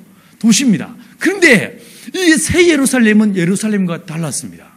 사람들은요, 이 예루살렘만큼은 절대로 무너지지 않을 거라고 생각했어요. 왜요? 그 안에 하나님의 성전이 있었기 때문에. 그 안에 하나님의 성막이 있기 때문에 절대로 허물어지지 않을 거라고 생각했습니다. 하지만 그건 오해였습니다. 여러분, 하나님의 성전, 그것을 우상화 만들어버리면서 여러분, 그들은 하나님을 신뢰하지 않았습니다. 여러분, 하나님 앞에 성전에 나가서 예배도 드렸지만 이 사람들은요, 바알을 섬기고 아세라를 섬겼습니다. 쉽게 말해서 양다리를 걸쳤습니다. 그 결과 하나님은 어떻게 하십니까? 이 예루살렘 성을 박살내서 깨버립니다. 여러분, 깨버리는데, 하지만 그렇다고 해서 이 역사가 그럼 우리 저처럼 다 시골로 돌아와서 기농해가지고 그냥 농사 짓고 학교 잘 타고 내려왔어야 농사 지어야 되겠습니까? 아닙니다. 성경은 그렇게 말하고 있지 않습니다. 인류 역사는 에덴에서 시작했지만 어디로 끝이 난다고요? 새 예루살렘으로 끝이 난다. 그럼 무슨 뜻이었습니까? 새 예루살렘은 인간이 만든 도시와 달랐습니다. 어떤 도시였습니까? 하나님이 만든 도시입니다. 그 안에는 하나님의 거룩함이, 하나님의 영광이, 하나님을 아는 지식이 충만한 곳이 새 예루살렘이었습니다. 이게 무슨 뜻이겠습니까? 여러분, 여러분의 가정을, 여러분의 캠퍼스를, 여러분의 교회를, 여러분의 직장을, 여러분의 살고 있는 삶의 자리를 이 새 예루살렘으로 만들어가야 한다는 거예요. 주님의 통치와 주님의 다스리심이 있는 하나님의 거룩한 영광으로 충만한 땅으로 우리를 바꿔가야 한다는 거예요. 여러분, 마지막 날에요, 이 사도 요한이 보았을 때에 새 예루살렘이 어디서 만들어집니까? 하나님 나라에서 만들어져요. 누가 만드십니까? 예수님이 만드십니다. 사랑하는 여러분, 예수님이 이 땅에 오시기 전에 직업이 뭐였을까요? 먼저 아주 쉽게 말하면 예수님이 이 땅에 왔을 때 주님의 직업이 뭐였습니까? 목수였어요. 그죠? 사람들은 내보고 왜 목사가 이렇게 농사 짓냐고 이야기해요. 그때가 뭐라고 하냐면, 우리 큰형님이 목수예요. 이렇게 말합니다. 예, 사람들은 제게 실제로 큰형님이 있다고 생각하는데 천만에요. 우리 예수님의 목수였습니다. 맞죠? 그죠? 그럼 그분이 이 땅에 오기 전에 그분의 직업이 무엇이었습니까? 잠언서 8장 3절에서 말씀하시기를 태초에 내가 창조자가 되어 하나님이 기뻐하시는 이 모든 것들을 만들었다고 이야기하고 있습니다. 거기서 창조자란 말은요, 장인이란 말입니다. 좋은 목수란 말, 카펜터란 말입니다. 예수님이 이 땅에 오기 전에 직업이 뭐였어요? 목수였어. 이 땅에 왔어요. 직업이 또 뭐였습니까? 목수. 직업은 뭐였을까? 맞아요. 목수야, 그제? 지금 좀 상상을 해보면요, 우리 예수님께서 모주머니 차시고 여러분 그 아침을 열심히 만들고 있을 거야. 그죠? 기도하시면서. 기도는 노동이고 기도니까 열심히 땀 흘리면서 여러분이 그 알처소를 만들고 있을 거예요. 여러분, 우리 공동체 지체 중에 지금 미얀마에 나가 있는 한 가정이 있는데 그 가정에 예린이라는 딸이 있습니다. 지금 고등학교 1학년이에요. 얘는요, 아주 어렸을 때부터 주님과 대화하면서 환상을 보는 애였어요. 저끼리 막 대화하면서 가끔 뭐라고 질문하냐면요, 하나님 나라에 내 집이 있니? 이리 물어봐. 그럼 가만히 있어봐. 이렇게 한 다음에 막 주님과 대화하다가 있어. 이렇게 이야기해 주는 거였어. 어느 날 이제 내 딸이 아주 궁금해가지고 우리 아빠 집안에 있어? 이렇게 물어봤어. 얼마나 커? 이렇게 물어봤어요. 물어보니까 얘가 가만히 있어봐. 하더만 막 얘기하더만 없고 이렇게 얘기하더래요. 여러분 집들도 어떻게 되겠습니까? 짓고 계시겠죠, 그죠? 짓고 계시겠죠. 자, 그런데 여러분, 그 주님이 만드시는 그 집, 그 나라, 그 장소를 성경은 뭐라고 말합니까? 새 예루살렘이라고 말하고 있어요. 맞죠, 그죠? 근데 그 새 예루살렘이 하늘에서 만들어졌는데, 우라노이스라고 하는 하늘에서 만들어졌는데, 그 새 예루살렘이 어디로 내려옵니까? 땅으로 내려왔어? 천만에. 어디로 내려옵니까? 공중에 임합니다. 공중에 임하고요. 그 다음에 이 땅에 있는 저와 여러분들, 잠들었던 모든 그리스도인들은 빌립보서 3장 21절 말씀대로 우리의 낮고 천한 몸을 그리스도 예수의 영광스러운 몸의 형체와 같이 변화시키사 그 다음에 어떻게 합니까? 들어 올리십니다. 이게 뭡니까? 이게 휴거죠. 올라갑니다. 그리고 어디서만 합니까? 공중에서, 중간에서 주님의 나라에 우리가 들어가게 됩니다. 여기서 의문이 생깁니다. 왜 하나님의 나라가 하늘에서 만들어졌으면 그게 그대로 딱 스탑되어 있고 우리가 쭉 올라가면 되지, 아니면 땅으로 내려오면 되지, 왜 가운데 임할까요? 왜 그래 우리는 그 가운데로 올라갈까요? 이게 무슨 뜻이라고 생각하십니까? 이건 마치 주몽의 이야기에서 나오는 거울 반 딱 쪼개가지고 이 하나 너 하나 나 나중에 딱 맞춰보지 않습니까? 마치 그와 같이 여러분 새 예루살렘, 우리 예수님 만드신 그 하나님의 나라는 뭐라고요? 반쪽이란 거, 반쪽이란 거예요. 나머지 반쪽은 어디 있습니까? 우리가 만든다는 거예요. 여기서 here and now, 내 인생 안에서, 내 전 존재 안에서 나의 지성과 나의 감성과 나의 의지와 나의 세포 하나하나 모든 것들이 하나님의 통치와 다스리심을 받는 것, 이게 바로 하나님의 나라가 내 안에 임하는 거예요. 우리의 가정 안에서, 우리의 가정의 모든 식구들이 하나님을 예배하고 경배하고, 이후에 여러분이 만들게 될 여러분의 가정 안에서 여러분의 자녀가 하나님을 경외하고 주의 교훈과 훈계를 따라 하나님을 섬기는 믿음의 자녀로 살게 만드는 것. 세 번째로요, 나와 동시대에 살아가는 아직 예수를 알지 못하는 다른 문화권에 있는 사람들에게 주의 복음을 전하고 하나님의 나라를 선포하고 그들 안에 예수의 나라가 임하게 하는 것, 이것이란 거예요. 그리고 네 번째로요, 우리가 살고 있는 이 시대, 이 역사 속에서 이 민족의 정치와 경제와 예술과 교육과 문화와 모든 분야들 속에 하나님의 말씀이 녹아 들어가서 하나님의 통치와 다스리심이 임하게 하는 것, 이게 이 시대에 우리가 해야 될 하나님 나라 운동이란 거예요. 아멘. 이게 우리가 해야 될 일이란 거예요. 이것은요, 눈에 보이지 않는, 이게 보이지 않는 것이지만, 눈에 보이지 않는 불가시적인 것이지만 우리는 이것에서 하나님의 나라를 만들어가고 있는 거예요. 여러분이 결단하고 여러분 악한 것들을 끊어버리고 믿음으로 살기를 결단하는 순간에 여러분 안에 하나님의 나라가 지어져 가고 있을 줄 믿습니다. 아멘. 여러분의 가정 안에서 어느 날부터 예배를 드리기 시작하고 하나님을 찬양하기 시작할 때에 여러분의 가정 안에서 하나님의 나라가 세워져 가고 있을 줄 믿습니다. 아멘. 여러분의 캠퍼스 안에서 여러분이 대학 팔부들이 그냥 팔부로만 모이는 것을 끝나지 않고 각각의 캠퍼스에서 거기서 모임을 하기 시작해요. 거기서 예배를 드리기 시작해요. 찬양을 드리기 시작해요. 그리고 이 캠퍼스가 하나님, 이곳이 하나님의 나라가 임하게 하여 주옵소서. 이곳의 주인도 하나님이십니다. 하나님의 왕되심을 선포하면서 여러분 그 땅에 주님의 나라가 임하도록 기도하기 시작하고 나아가기 시작할 때 그 여러분의 캠퍼스 안에도 하나님의 나라가 임하게 될 줄 믿습니다. 할렐루야. 자, 그런데요, 이와 같이 이 무서운 이 동쪽 이야기에서까지 가서 그제 억수로 멀리 갔다 왔습니다. 자, 다시 돌아왔어요. 돌아왔는데 이 성막으로 들어가 보면 이 문은 22m에서 약 9m 정도 됩니다. 상당히 큰 문이었어. 굉장히 큰 문이었는데 이 문을 열고 딱 들어가 보면 깊은 곳에 이런 식의 긴 직사각형의 천막이 있었어요.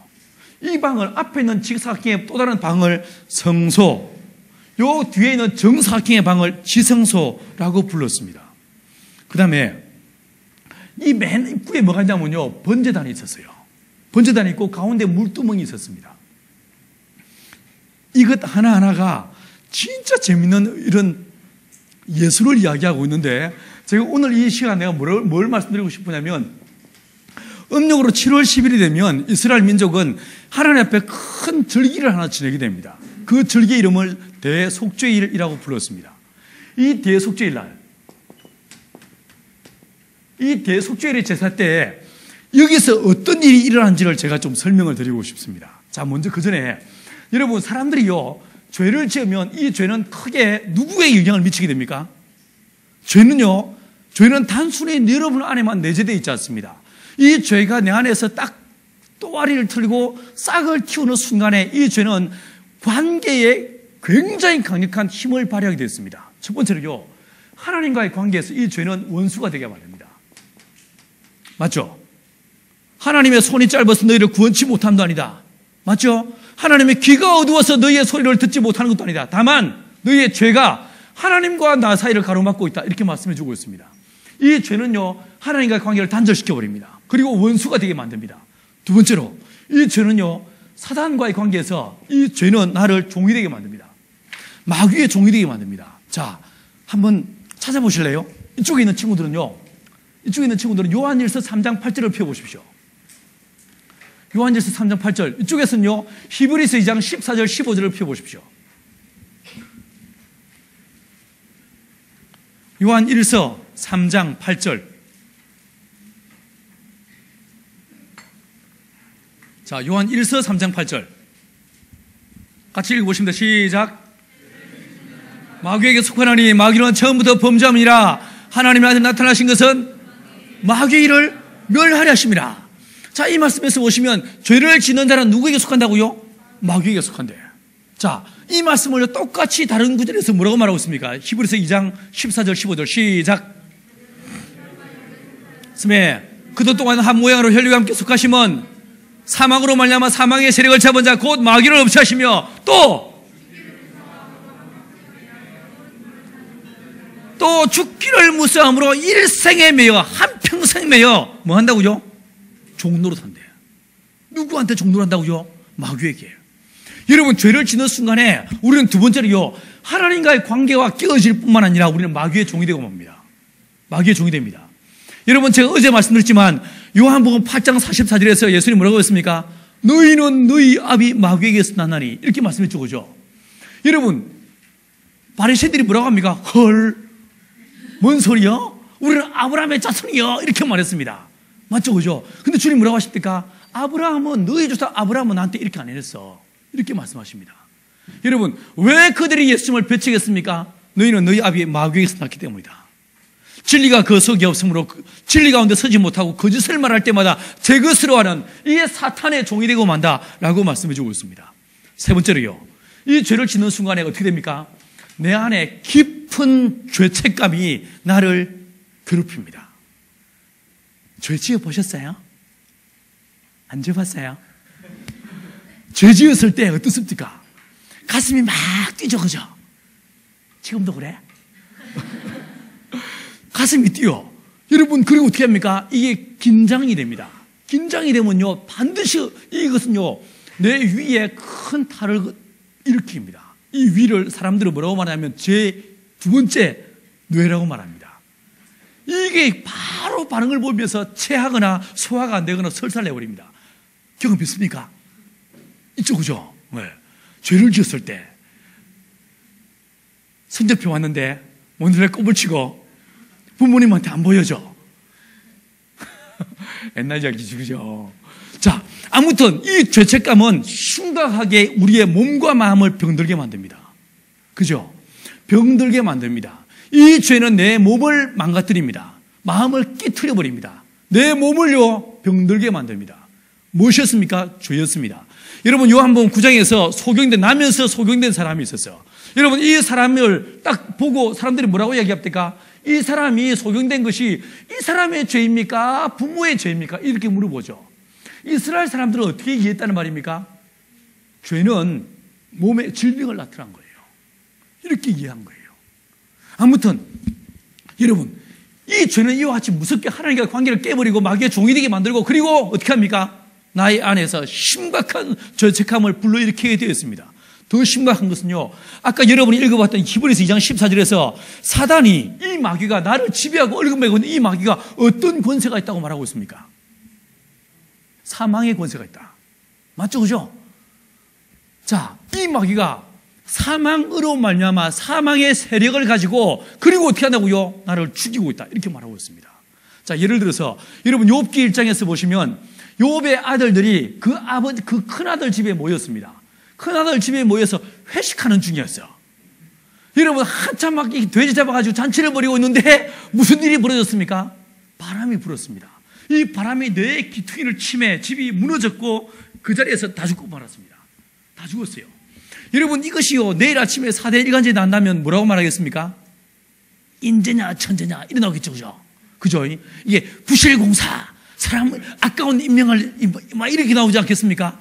그런데 그 히브리 이 욥기 1장을 다시 한번 잘 살펴보시면 욥의 아들들이 죽는데 우리가 볼 때는 바람이었고 우리가 볼 때는 집이 무너져서 죽었지만 그 뒤에 누가 있었습니까?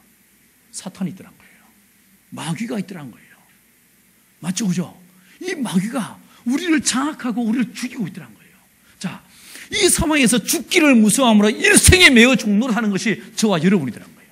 자, 그렇다면 여러분 만약에 우리의 소테르, 우리의 구원자가 이 땅에 오신다면 그분은 단순히 내 마음을 만져주면서 아이고 네 죄 이제 끝났어 이게 아니라 그분이 진짜 나의 구원자가 되시려면 요 세 가지 관계를 완벽하게 풀 수 있어야 됩니다.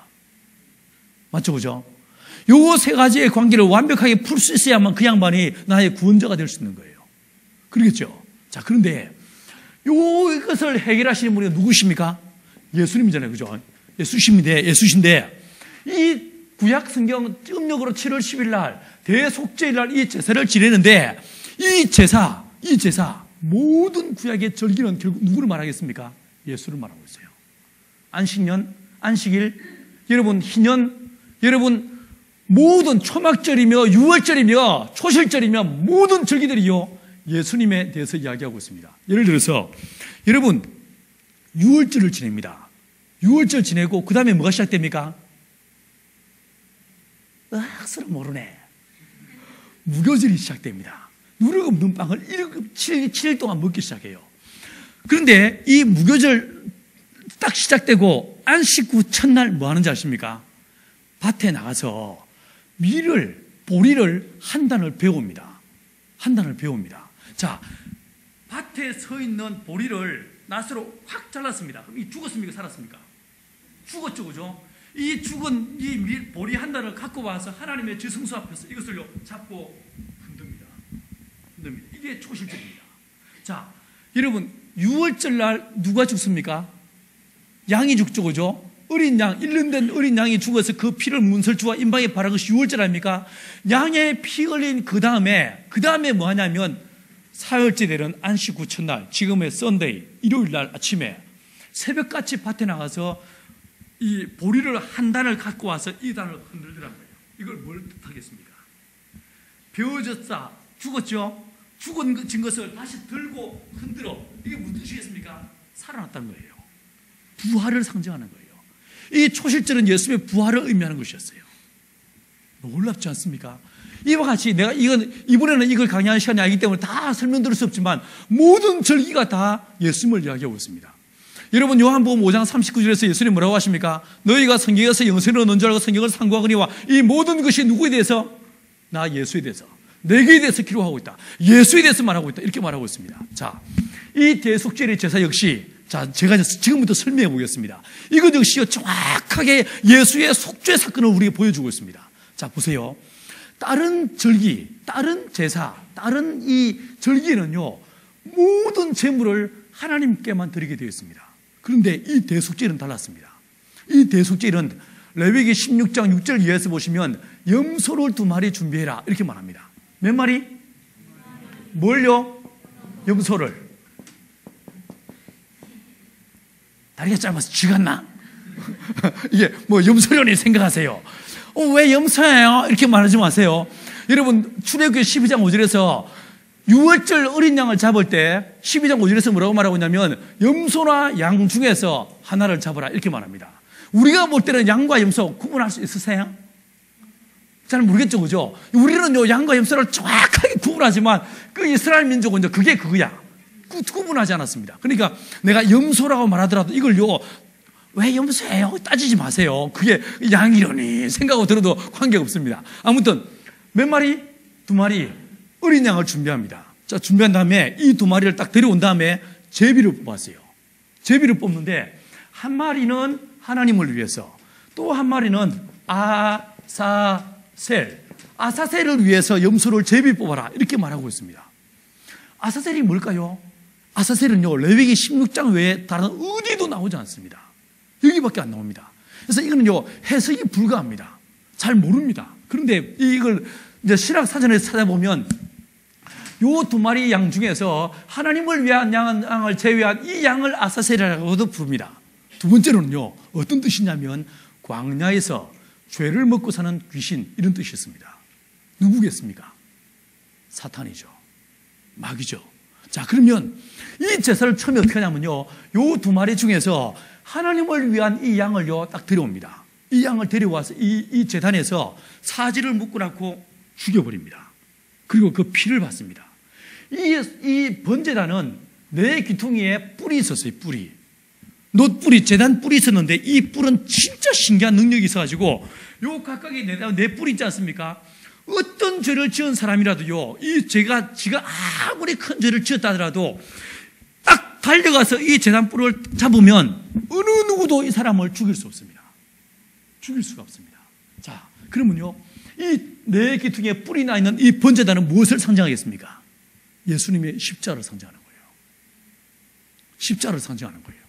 십자가에 예수님이 못 박혀 피 흘리시듯 이 한 마리 어린 양을 데려와서 죽입니다. 죽이고 그 다음에요, 뭘 하냐면 금대접에 그 피를 딱 받습니다. 그 피를 받습니다. 그 다음에 이 양은요, 태워 죽입니다.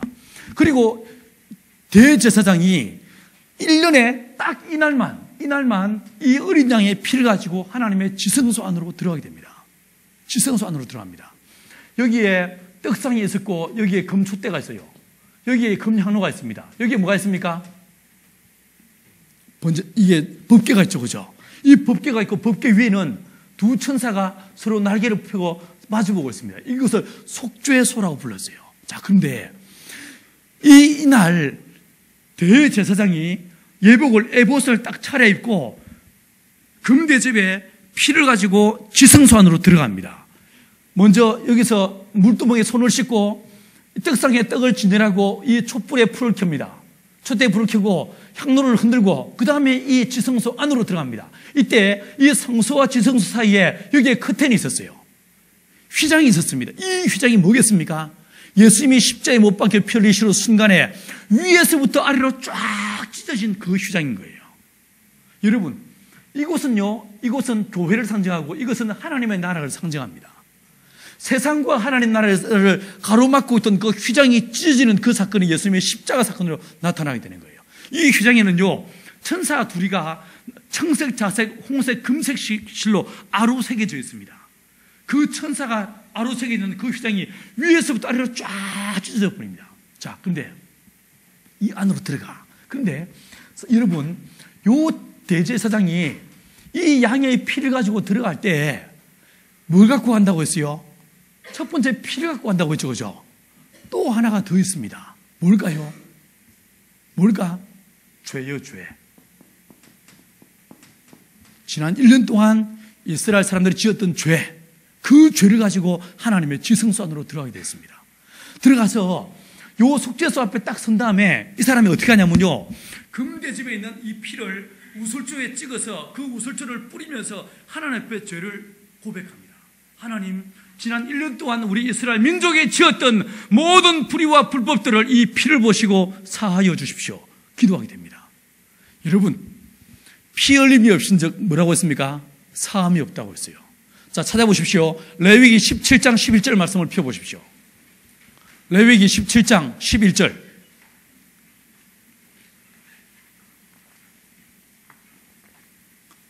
레위기 17장 11절. 성경책 앞에. 출애굽기 다음에 레위기. 자, 출애굽기 다음에 레위기 17장 11절. 17장 11절. 같이 읽습니다. 시작.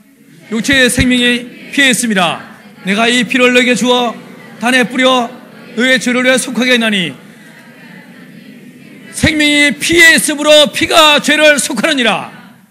자, 피에 뭐가 있으므로? 생명이 있으므로.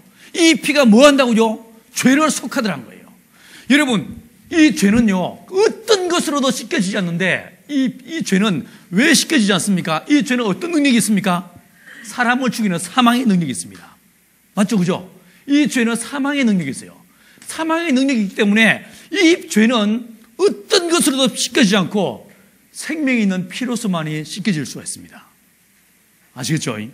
자, 그래서 이 죄와 피를 가지고 지성소 안에 들어간 다음에 이 피를 뿌리면서 하나님 앞에 용서를 구하게 됩니다. 한참을 기도하다 보면 어떻게 될까요? 그 피가 뿌려지면서 죄가 도말되어집니다. 사라집니다. 없어지게 됩니다. 그리고 하늘에서 음성이 들리는데 내가 너희들의 죄를 사하노라 이렇게 음성이 들립니다. 주님 말씀하십니다. 그러면 이 말씀을 들은 사람이 이제 이 바깥으로 걸어 나오게 됩니다. 걸어 나옵니다. 걸어 나오면요, 이 사람이 이 앞에 딱 섭니다. 한 마리 죽었죠, 그죠? 죽었습니다. 남은 한 마리만 남아있어. 그러면요, 자, 보세요. 이 하나님을 위한 양의 죽음으로 인해서 요 세 가지 관계 중에서 뭐가 해결됐습니까? 하나님과의 관계가 해결됐죠, 그죠? 맞죠? 하나님의 기억 속에 있던 우리의 모든 죄가 이 염소가 이 양의 죽음으로 인해서 회복되어졌습니다. 자, 선을 이렇게 끄보면 이건 어디입니까? 하늘이야. 이건 어디입니까? 땅입니다. 맞죠? 한 마리 어린 양이 죽음으로 말미암아 뜻이 어떻게 됐습니까? 하늘에서 이루어졌어. 남은 건 뭐예요? 땅에서 이루어진 게 남았어. 맞죠? 그죠? 자, 그런데 이 사람이요, 이 한 마리 염소가 죽고 한 마리 염소만 양이 딱 남아있는데 이때에 음력으로 7월 10일 이건 대속죄일 가장 중요한 절기였기 때문에 모든 이스라엘 사람들이 이 성막 앞에 모입니다. 인산인해를 이루게 됩니다. 다 모여서 있습니다. 자, 모여서 있습니다. 대제사장이 들어갈 때는 피와 죄를 가지고 들어갔습니다. 이 피로서 죄를 씻어버렸습니다. 맞죠? 그죠? 그러면 나올 때는, 이 사람이 나올 때는 뭐를 가지고 나오겠습니까? 하나님의 용서. 이제 표로서 죄가 사해졌으니까. 맞죠? 그죠? 화해. 자유를 갖고 나오겠죠. 그죠? 해방을 가지고 나오겠죠. 하나님의 거룩한 용서의 소식을 갖고 나오지 않겠습니까? 맞죠? 그죠? 나오는 거예요. 이 사람이 이 앞에 섰습니다. 대제사장이 서 있습니다. 자, 그런데 이 사람의 마음속에는 해방과 자유와 기쁨과 용서가 있지만 이스라엘 민족 안에는 여전히 뭐가 있습니까? 죄가 있어. 맞죠? 마귀의 결박도 아직 풀려지지 않았어. 맞죠? 그죠? 자, 여러분, 이 사람이요, 들어갔다가 나올 때에 이때 이 양반의 기분이 어떨까? 얼마나 좋을까? 맞죠? 그죠? 여러분, 자, 이렇게 피를 가지고 들어가는 이 대제사장처럼 예수님께서 자신의 피, 당신의 피를 가지고 어떻게 합니까? 안으로 들어가신 거예요. 자, 예수님께서 부활하시자마자 누가 만났습니까? 막달라 마리아가 만났어. 그죠? 이 막달라 마리아가 너무 반가워서 예수님을 딱 만지려고 하니까 뭐라고 합니까? 내 몸에 손대지 마라. 내가 아직 아버지께 가지 않았기 때문이다. 이렇게 말하고 있죠. 여러분, 그 다음에 예수님이 이제 그 전에 뭐 했습니까? 십자가에 못 박혀 피 흘리셨습니다. 이 양의 피 대신에 예수님은 당신의 피를 흘리신 거예요. 그리고 그 피를 가지고 어떻게 합니까? 하나님의 지성소 안으로 들어가는 거예요. 이게 뭐예요? 성천인 거예요. 주님의 성천인 거예요. 이 성천이 있고 성천하신 다음에 그 다음에 그 열흘 동안 예수님이 뭐 하십니까? 이 하나님의 보좌 앞에서 당신의 피를 아버지 앞에 보이시면서 하나님, 내가 인류를 위해서 이와 같이 피 흘렸나이다. 이 피를 보시고 저들을 사하여 주옵소서 기도하시게 됩니다. 이 간절한 기도의 끝에 하나님의 용서를 선포하시면 그 용서를 가지고 나오시는 분이 있습니다. 이 누구십니까? 성령님인 거예요. 성령님. 예수의 영, 그리스도의 영, 성령이 나오시는 거예요. 들어갈 때 누가 들어갔습니까? 예수가 들어갔습니다. 나올 때 누가 오십니까? 예수의 영이 오시는 거예요. 성령이 오시는 거예요. 자, 여러분, 사도행전 2장 1절에서 오순절날이 이미 이름에 어떻게 됩니까? 그들이 함께 모인 자리에 급하고 강한 바람 같은 소리가 임했다고 했죠. 여러분, 성령은 어떤 분이십니까? 홀리 고스트, 거룩한 분이야. 그럼 이 양반이 올 때요, 아주 팔자그름으로 천천히 와야 될 거 아닙니까? 그런데 어떻게 오십니까? 급하게 오도방정을 떨다시고 이리 오십니다. 왜 이리 오셨을까? 여러분, 이 자유의 소식, 이 용서의 소식, 예수의 십자가의 피로 인류의 죄가 사함을 받고 용서를 받고 하나님께서 우리의 죄를 다 씻으셨다는 이 위대한 자유의 소식을, 복음의 소식을 1초라도 더 빨리 전하기 위해서 하나님의 선지께서 어떻게 오십니까? 급하고 강한 바람같이 임하시더란 거예요. 할렐루야. 자, 여러분 섰습니다. 이 사람이 섰습니다. 서고요. 그 다음에 이 레위기 16장 20절 이하에서 보시면요, 요 염소를 딱 데려옵니다. 양을 데려옵니다. 양을 데려온 다음에 모든 사람들이 보는 앞에서 이 양을 세워놓고 그 다음에 어떻게 하냐면요, 이 양에게 안수합니다. 두 뿔 사이에 손을 올리고 이 대제사장이 안수합니다. 하나님의 용서를 마음에 품고 있는, 하나님의 거룩한 화해를 마음에 받은 이 대제사장이 이 염소의 뿔 사이에 손을 딱 올려놓고 안수하기 시작합니다. 이 안수하는데 이 안수는요, 축복의 안수가 아니었어요. 이 안수는요, 병고침의 안수가 아니었어요. 성령 받으라는 안수가 아니었어요. 어떤 안수냐면 이 순간에 이 대제사장이 염소를 향해서 뭐라고 하냐면요, 이스라엘 민족의 지난 1년 동안 지은 모든 불의와 불법을 내가 너에게 전가하노라, 이렇게 말합니다. 그러면 이것을 보고 있던 이스라엘 민족들이요, 자기들 마음속에 있는 죄, 자기가 지난 1년 동안 지은 모든 죄를 똑같은 소리로요, 이 염소에게 뒤집어 씌웁니다. 내 죄도 가져가라, 내 죄도 가져가라 라고 하면서 자기의 죄를 다 이 염소에게 뒤집어 씌워버립니다. 자, 여러분, 이건 다르게 말하면 뭡니까? 회개인 거예요. 회개. 자백인 거예요. 맞죠? 그죠? 죄를 고백하는 거예요. 누구에게 집어던집니까? 이 염소에게 집어던지더란 거예요. 내 안에 있어서 나를 죽일 수도 있고 나를 마귀의 종이 되게 만들고 하나님과 원수되게 있던 내 죄를 누구에게? 이 염소에게 다 뒤집어 씌우더란 거예요. 모든 죄를 다 뒤집어 씌워버립니다. 자, 그러면 내 속에 있던 이 죄가 나를 병들게 하고 내 마음을 우울하게 만들고 나로 하여금 죽고 싶게 만들던 이 죄를 어떻게 했습니까? 이 염소에게 집어 던져버렸어. 그럼 나는 어떻게 됩니까?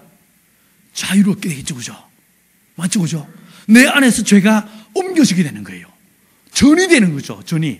자, 그 다음에 그러면요, 이 염소는 이 순간에 어떻게 됩니까? 세상에서 가장 극악한 죄인이 되는 거예요. 맞죠? 극악한 죄가 되는 거예요. 자, 이 염소가 뭡니까? 세상 죄를 지워하는 어린 양이 되는 거예요. 이 염소에게 모든 죄를 뒤집어 씌운 다음에 염소를 어디로 보내는가? 무인지경. 어디, 무슨 뜻입니까? 사람이 살지 않는 곳, 광야로 내보냅니다. 여러분, 사람이 살지 않는 광야에 누가 있다고 생각했을까요? 마귀가 있다고 생각하는 거예요. 죄의 사실 사망이죠. 그죠? 내가 죽어야 했을 그 죄를 이 염소에게 뒤집어 씌운 다음에 그 다음에 이 염소를 누구에게 보냅니까? 사탄에게 보내버린 거예요. 내 죄 대신에 이 염소가 죽어지게 하는 거예요. 죽게 하는 거예요. 자, 이렇게 돼버리면 값을 어떻게 한 겁니까? 지불한 거예요. 그죠?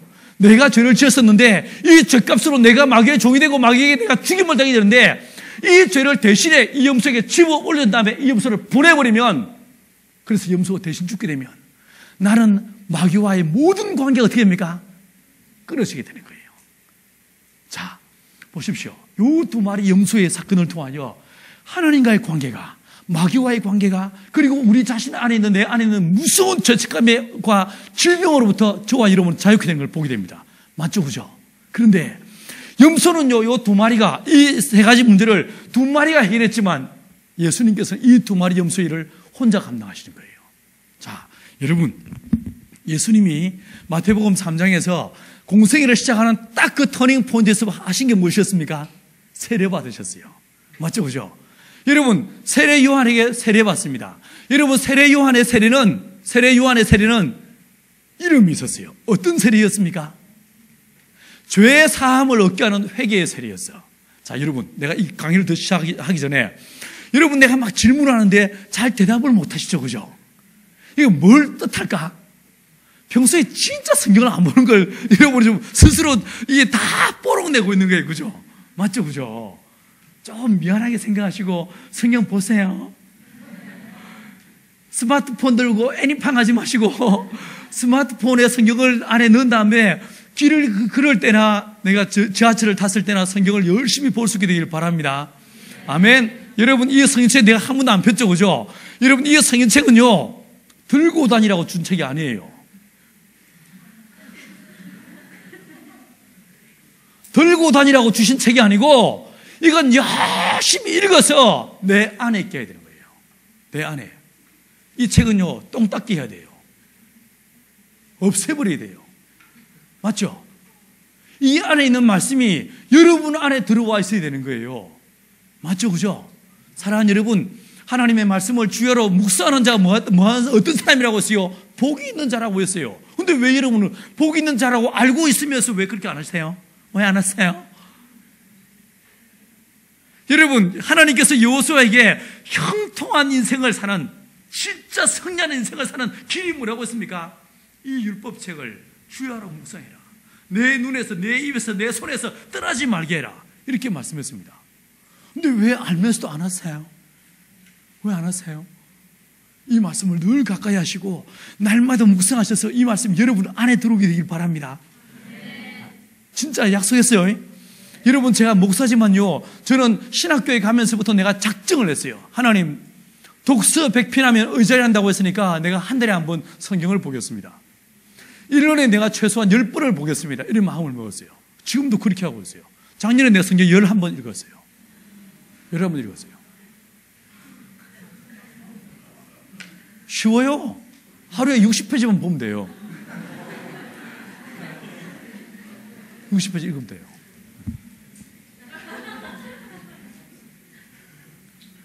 많이 읽으세요. 성경 보십시오. 이 진짜 복이 됩니다. 여러분, 제가 신학교 다닐 때, 제가 2학년 때, 1학년 후배 중에 여자아이가 이게 귀신 들림 때문에 괴롭힘을 당하는 자매가 있었어요. 귀신 들림 때문에. 그럼 막 보이는 거예요. 귀신이 보이는 거야. 보여가지고 막 괴롭혀. 밤에 잠을 자려고 하면 막 와가지고 목을 쪼고 난리가 나는데, 꼬집고 난리가 나는데. 그래서 내가 뭐 어떻게 하면 되냐고 물어보더라고요. 그래서 성경을 가까이 해라. 말씀을 읽으라 그랬어. 그랬더니 얘가 어떻게 했냐면요, 그날 밤에 집에 돌아가서 자기 집에 있는 성경책을 다 모은 다음에 누운 자리에서 위에 하나, 옆으로 쫙 성경책을 좀 부족해가지고 펴가지고 쫙 돌려놨대. 딱 돌려놓으니까 이 귀신이 그날 밤에 또 왔는데 성경을 보더니 허덕 놀래더니만 묻어들어요. 그래서 야, 이거 봐라 그래가지고 성경을 더 많이 구해서 다음 날은요 쫙 둘러쌌어요. 이제 그 다음 날 안 왔어. 근데 그 다음 날 왔어. 때로 와가지고 성경책을 저벅저벅 밟으면서 막 얘를 괴롭히더래요. 그래, 그 일주일 후에 이 자매가 와서, 오빠 어떻게 하면 되겠어요? 이 무식한 말씀은 들고 있으라고 준 게 아니고, 놔두라고 준 게 아니고, 뭐 하라고요? 읽으라고, 먹으라고, 말씀을 내 안에 담으라고 준 게 하나님의 말씀이란 거예요. 그래서 네가 오늘부터 말씀을 사흘에 한 구절씩 말씀을 암송을 해라. 말씀을 암송해라. 그리고 이 말씀을, 이 귀신이 올 때마다 말씀을 읽으라. 암송해라. 이렇게 얘기해 줬어요. 여러분, 예수님께서 광야에서 40일 딱 금식 끝나고 난 다음에 누가 왔습니까? 시험하는 자가 왔어. 그죠? 시험하는 자 딱 와서 이 돌을 떡 만들어 먹으라. 이렇게 말하니까 예수님 뭐라고 하십니까? 너 가만히 있어봐. 자, 성경 어디 있더라? 창세기. 이랬습니까? 아니었어. 그죠? 신명기의 말씀을 예수님께서 딱 자기 마음속에 있던 그 말씀을 그대로 끄집어내십니다.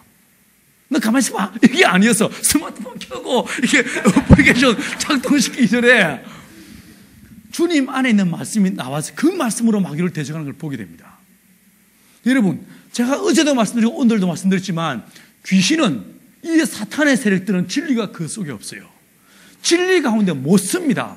왜 이 마귀가 이 사탄이 여자한테 왔습니까? 왜 여자한테 왔습니까? 그 속에 뭐가 없었기 때문에? 진리가 없었기 때문에. 다르게 말하면, 뒤집어 말하면, 내가 내 안에 진리로 채우고 말씀으로 채우면 이것들이 나를 공격할 수 있습니까? 없습니까? 없어요. 맞죠? 그죠? 어떤 여자가 제일 예쁜 여자일까? S라인? 천만에요. 하나님의 말씀으로 무장한 여자가 이게 현숙한 여자요. 믿음의 여자가 가장 아름답다고 성경 말해주고 있습니다. 아멘. 말씀이 여러분 안에 채워져서 이 말씀으로 행하는, 그래서 우리 팔부 우리 자매들이 1등 신랑하며시 1등 신부감으로 소문날 수 있게 되길 축원합니다. 아멘. 아멘. 예. 자매들이요, 이쪽에 있는 이 시시 끌려간 남자들요, 이렇게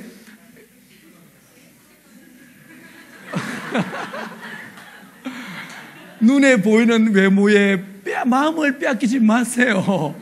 이거 얼마 못 가서 뱃살 쳐지기 시작하고 얼마 못 가서 머리 벗겨지기 시작해. 사랑하는 여러분, 아웃사이드가 아니라 뭐라고요? 여러분이 인사이드. 진짜 하나님을 경외하는 남자, 하나님을 사랑하는 남자, 주님을 찬양하는 남자. 아멘. 네. 말씀으로 무장해야만 이 사탄이 못 옵니다. 아시겠죠?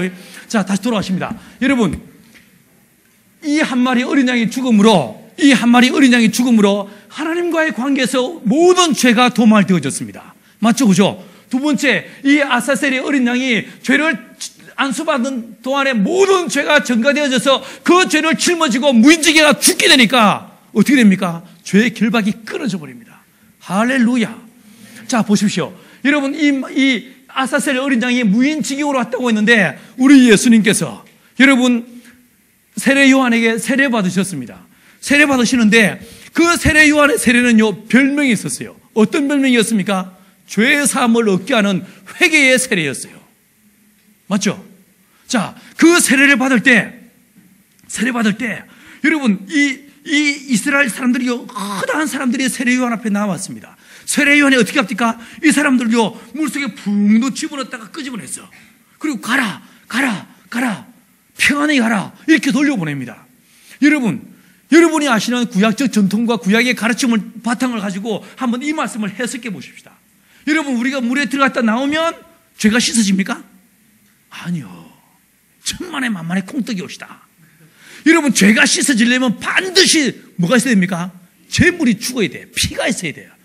피 흘림이 없이는 죄사함이 없어요. 맞죠? 그죠? 그런데 이 세례요한은 뭐하고 있습니까? 피 흘림이 없어. 물에 집어넣었다가 돌려보내. 이걸 상상해 보면요, 이 세례요한은 자기 옆에 큰 상자를 두고 있었을 거예요. 상자를 두고 있다가 사람들이 와서 죄를 고백할 때마다 그 죄를 다 어떻게 합니까? 그 상자 안에 모아두는 거예요. 담아뒀습니다. 그러다가 마태복음 3장 14절에서 누가 왔습니까? 예수가 오셨어. 예수가 오니까 이 세례 요한이 뭐라고 합니까? 주여, 내가 당신께 나가야 되는데 당신 내게로 오시라니까 이렇게 말합니다. 15절에 주님 뭐라고 하십니까? 이제 허락하라. 우리가 이로써 모든 의를 이루는 것이 합당하니라 이렇게 말하고 있죠. 자, 보세요. 세례 요한 옆에 죄를 다 모아놨어. 이 죄를 고백한 사람은 의롭게 됐습니까? 안 됐습니까? Not yet. 아직 안 됐어. 맞죠? 그죠? 여러분, 이 죄를 고백한 사람들의 죄가 씻어지고 용서받고 의로워지려면 누가 죽어야 됩니까? 제물이 죽어야 돼. 제물이. 양이 죽어야 돼. 맞죠? 그죠? 그 순간에 여러분, 예수님은 어린 양으로서 이 세례 요한이 모아놨던 모든 죄를 뒤집어 쓰게 되는 거예요. 예수님이 물에 들어가는 것은 딴 사람보다 달랐어. 딴 사람들은 죄를 고백하기 위해서 들어갔지만 예수님은 물에 들어가는 순간에 죄가 없으신 예수님께서, 흠이 없으신 예수님께서 물속으로 들어가신 이유는 이스라엘 사람들, 이 세례 요한이 모아놨던 인류의 모든 죄를 예수님이 다 뒤집어 쓰게 되는 거예요. 뒤집어 쓰게 되는 거예요. 그래서 요한복음 1장 29절에서 이튿날 세례 요한이 이 예수를 보고 뭐라고 말합니까? 보라, 세상 죄를 지고 가는 하나님의 어린 양이로다. 이 죄를 뒤집어 쓰고 이 양이 무인지경으로 갔던 것처럼 예수님께서 이제 그날 그 세례받은 그 시점을 해서 주님은 어디를 향해 나가십니까? 골고다를 향해 나가는 거예요. 십자가를 향해 나가시는 거예요. 여러분, 골고다 뜻이 무엇이었습니까? 해골이었어요. 갈보리, 골고다, 이것은 해골을 뜻합니다. 무엇입니까? 공동묘지란 말이죠. 살아있는 사람들은 살 수 없는 무인지경을 말하지 않겠습니까? 여러분, 이 어린 양, 아사셀의 어린 양이 무인지경에 가서 죽임을 당하는 것처럼 우리 주 예수께서 저와 여러분의 죄를 짊어지고 광야 골고다 언덕으로 올라가셔서 나와 여러분의 모든 죄를 뒤집어 쓰고 주님은 십자가에 못 박혀 피 흘리사 온몸에 물과 피로써 우리의 죄를 도말하시게 되는 것입니다. 값을 지불하시게 되는 거예요. 값을 지불하신 거예요. 값을 지불하신 거예요. 여러분들이 여러분의 죄로 말미암아 여러분이 죽을 수밖에 없었는데 그 모든 죄의 값을 어떻게 하십니까? 자기의 피값으로 지불하신 거예요.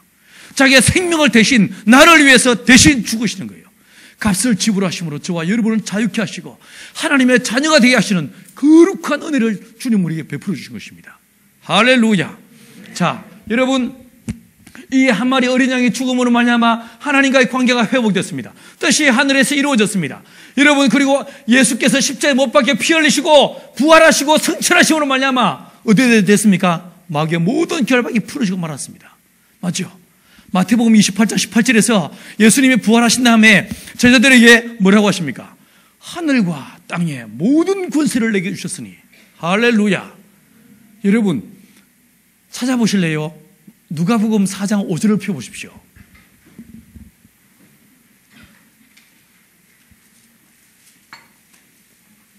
누가복음 4장 5절. 자, 같이 한번 읽어보십니다.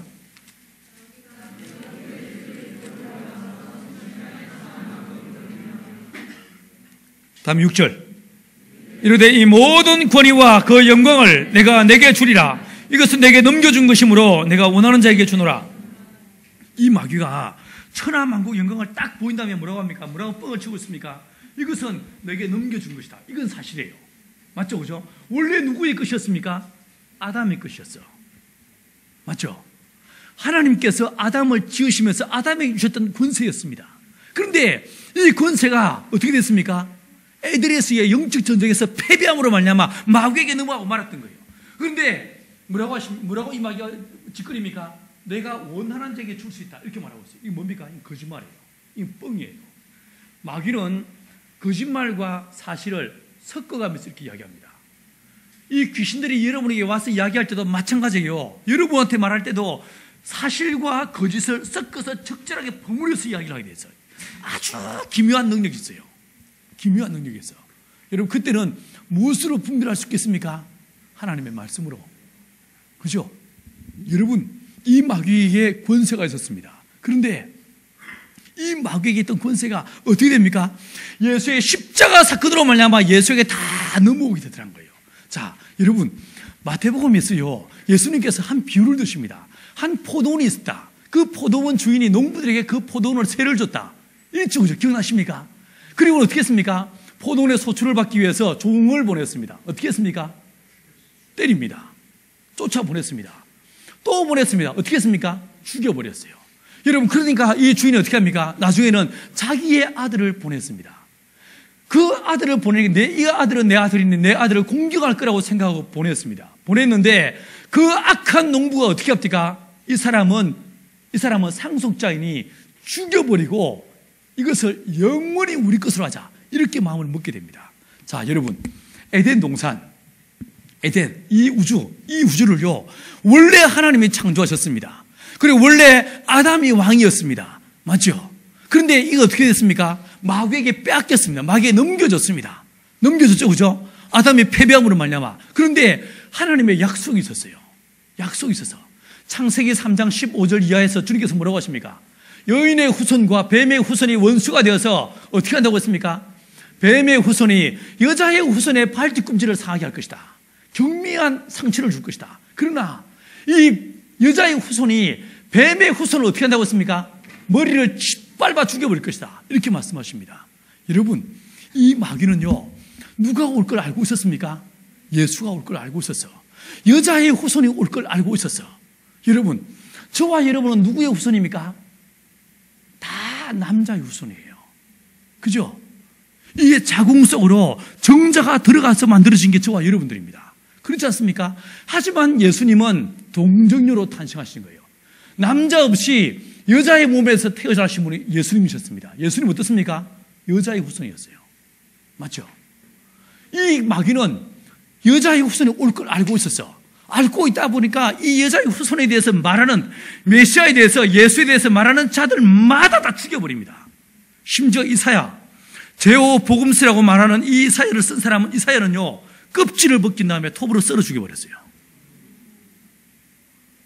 모든 예언자들이 그렇게 처절한 죽임을 당하게 만들었습니다. 여러분, 그러다가 예수가 왔어. 예수가 왔는데 이 마귀가 보니까 어떻습니까? 아리까리해. 이게 사람이요. 이거 누구요? 에덴 동산에서 아담을 딱 처음 봤을 때 어땠습니까?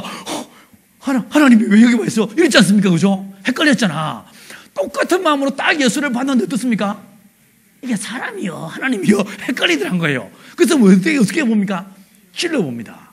네가 하나님의 아들이면 이 돌을 떡 만들어 먹어라. 네가 하나님의 아들이면 뛰어내리라. 네가 하나님의 아들이면 내게 경배하라. 이렇게 유혹하더란 거예요. 근데 주님이 답을 줍니까?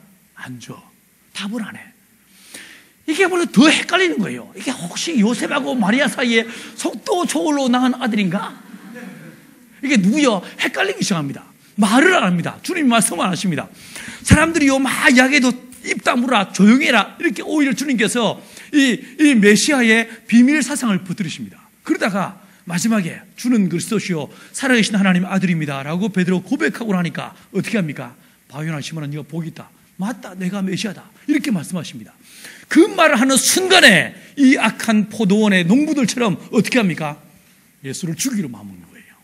죽이고 어떻게 하겠다?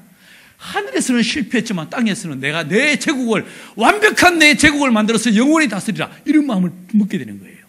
자, 이 상황에서 어리석게 보이는 예수님, 그냥 시골 촌놈처럼 보이는 이 예수를 어떻게 죽일까 고민하다가 몇 차례 노립니다. 그죠? 돌로 때려 죽이려고도 했고요, 벼랑에서 밀어 죽이려고도 했었습니다. 그러다가 나중에 어떻게 합니까? 십자에 못 박혀 죽이기로 작정합니다. 자, 여러분, 이 골고다 언덕에 예수님의 십자가 세워지는데, 이 십자가는요, 두 개의 사망의 의지가 만나서 만들어진 것이 주님의 십자가입니다. 한쪽은 뭐겠습니까? 예수가 죽으시는데 이건 하나님의 무한한 사랑이었어요. 저와 여러분을 향한 하나님의 위대한 사랑으로 내 아들을 죽였으라도 저와 여러분을 하나님의 자녀 삼고자 하는 하나님의 사랑 때문에 예수가 십자가에 올라가시게 됩니다. 맞죠? 또 하나의 의지가 있습니다. 이게 뭐겠습니까? 사탄의 의지였어요. 예수를 죽여버리고 영원히 이 땅의 제국을 내가 차지하리라. 이것이 마귀의 의지였습니다. 이 두 개의 의지가 충돌하는 것이 주님의 십자가였습니다. 이 마귀가 예수님을 채찍질하고 때리는데 맞아. 이것 봐라. 또 때려. 맞아. 그 다음에 예수님을 못 박아 죽였어. 혹시라도 내려올까봐 이 마귀가 뭐라고 합니까?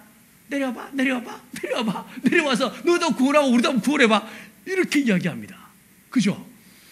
여러분이 예수님이면 또 어떻게 하겠습니까? 나가 예수였으면 차고 내려온 다음에 십자가 뽑아가지고 이리 와 이놈들아, 그랬을 것 같아. 근데 어떻게 합니까? 안 그러십니다. 주님이 돌아가십니다. 온몸에 물과 피를 다 쏟으시고 엘리 엘리 라마 사박다니 절규하시다가 주님은 운명하셨어요. 이 순간에 이 사탄이 어떤 마음을 먹었을까? 놀렐루야, 승리는 내 것일세, 이런 노래를 부르지 않았겠습니까? 잔치를 벌였겠지. 우주적 잔치를 벌였을 거예요. 며칠 동안? 사흘 동안. 그죠? 자, 여러분, 내가 이 예수님의 부활 사건을 내가 어제 풍선으로 설명을 드렸어. 기억나십니까? 이 소금을 올려놓는 순간에 가라앉지만 소금은 물에 들어가면 녹아. 죄는, 죽음은, 사망을 당하면 이 죄는 값을 지불한 것이므로 죄는 씻어져 버려. 그죠? 녹는데 며칠 걸렸어요? 3일. 왜 3일 했다고 해서? 과거와 현재와 미래에 우리의 모든 죄를 도말하시는데 딱 3일이면 충만했습니다. 주님은 부활하십니다. 맞죠? 자, 이 부활하시는데 이때 어떻게 되었습니까? 여러분, 성경에서 보시면요, 레위기에서, 출애굽기에서, 신명기에서, 민수기에서 하나님이 법을 하나 주시는데 뭐라고 말씀하시냐면 이에는 이, 눈에는 눈, 피에는 피다. 알았지? 이렇게 말씀하십니다. 맞죠? 그죠? 자, 여러분, 그런데요, 구약 성경은 어디를 보십시오. 그 율법대로 지킨 데가 있습니까? 없습니다. 안 지킵니다. 그 법은 지켜지지 않습니다. 이에는 인, 눈에는 눈, 그 법은 지켜지지 않습니다. 왜 지키지도 못할 법을 하나님 주셨을까요? 이 마귀를 위해서 주신 법인 거예요. 자, 이 마귀가 예수를 어떻게 했습니까? 죽였어. 여러분, 사실 이 마귀는 사람을 죽일 수 있습니다. 대신에 어떤 사람만 죽일 수 있습니까? 죄인만 죽일 수 있어. 맞죠? 그죠? 죄인만 죽일 수가 있어. 죄인 된 사람만 이 마귀가 죽일 수 있어. 그런데 예수는 죄가 있습니까? 없습니까? 없이요. 그죠? 이 마귀는 뭐 한 것입니까? 월권한 거야. 맞죠? 이 결과 여러분, 우리 예수님께서 부활하시는 순간에 마귀가 죽인 마귀가 죽이던 예수가 부활하심으로 말미암아 이에는 이, 눈에는 눈, 피에는 피, 생명에는 생명이 이 법칙을 그대로 적용시켜서 어떻게 하십니까? 이 마귀가 사망의 선고를 받게 되는 거예요. 여러분, 요한복음 16장 8절 이하에서 성령이 오시면 죄에 대하여, 의에 대하여, 심판에 대하여 세상을 책망하시라. 심판에 대하여라면 세상 임금이 이미 심판을 받았음이니라. 이렇게 말씀하십니다. 그리고요, 이 결과 이 마귀가 갖고 있던 모든 세상의 권세, 땅의 권세가 누구에게? 예수에게 넘어가게 되는 거예요. 할렐루야. 그래서 주님 우리에게 말씀하시기를 하늘과 땅의 모든 권세를 내게 주셨으니 라고 말씀하시는 것입니다. 여러분, 이제는 이 마귀는 어떻습니까? 아무 권세 없습니다. 아무 권세 없습니다. 모든 권세는 누구에게 넘어왔습니까? 예수님 안에 넘어왔습니다. 그리고요, 저와 여러분이 예수 안에 있게 될 때 예수 안에서 이 위대한 생명의 권세를 누리며 저와 여러분을 살 수 있게 되는 것입니다. 여러분, 제가 대학교 2학년 때 안동 지역에 한 번은 집회하러 갔다가 거기서 이제 막 사람들에게 말씀을 전하고 마지막 날 아픈 사람을 위해서 기도해주고 귀신을 쫓게 되었어요. 근데 한 귀신에게서 한 아줌마에게서 귀신을 쫓아내는데 이 귀신이 막 안 나가고 덤벼. 갈 데가 없다는 거예요. 못 나가겠다는 거예요. 야, 웃겨서 그러지 마. 빨리 나가. 나 바빠. 하는데 안 나간대. 못 나간대. 그래서 막 쫓아내는데 이 귀신이 내한테 뭐라고 하냐면요, 억울하다는 거예요. 야, 웃겨서 그러지 마. 네가 뭐가 억울하냐. 내가 바빠 죽겠는데. 이랬더니만 이 귀신이 뭐라고 하냐면, 내가 살아있을 때는 교회가 없었다는 거예요. 그리고 내가 살아있을 때는 예수가 누군지 몰랐대. 믿을 기회가 없었대. 이렇게 말하더라고요. 근데 하도 내가 궁금해가지고, 야, 그럼 너 지금 어떻게 하냐? 이렇게 물으니까, 몰라, 죽어보니까 알겠대. 이래요. 그래서 내가 뭐라고 했냐면, 그러면 예수가 누구냐? 라고 하니까, 누구긴 누구야? 하나님의 아들이지. 이렇게 말하는 거예요. 그날 이 귀신이 어떻게 했겠습니까? 쫓아냈죠. 여러분, 물론 내가 아까 말씀드린 것처럼 귀신의 말을 100% 믿을 것은 못 됩니다. 이 사실과 거짓을 적절하게 섞어서 말하는 것들이 이 귀신들입니다. 그러나 나는 그 말을 들으면서 그날 밤 이후로 며칠 동안 잠 못 이루면서 고통의 밤을 지내야 했었어요. 그날 그 이후로 난 내 인생을 지리산에 바친 거였어요. 여러분, 사람들이 지금요, 죽으면 지옥 가는 사람들이 있을 거예요. 왜 지옥 갈까요? 듣지 못했기 때문에.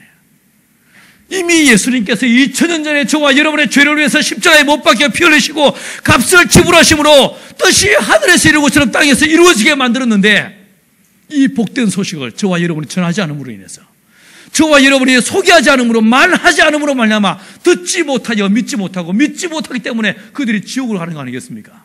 바울이 그렇게 말하고 있지 않습니까? 이제 남은 건 뭐겠습니까? 여러분, 하나님께서는 이미 2000년 전에 우리의 죄를 다 도말하셨습니다. 맞죠? 마귀의 모든 권세는 이미 다 끝났습니다. 남은 건 뭡니까? 회개하는 일만 남은 거예요. 고백하는 일만 남은 거예요. 회개하는 일을 어떻게 할 수 있겠습니까? 믿는 일을 어떻게 할 수 있겠습니까? 저와 여러분이 복음을 전하고, 먼저든 저와 여러분이 나가서 예수의 생명의 복음을 전가하고 이야기하고 예수를 말할 때, 그때 그들이 믿고 예수를 영접할 수 있지 않겠습니까? 남은 건 뭡니까?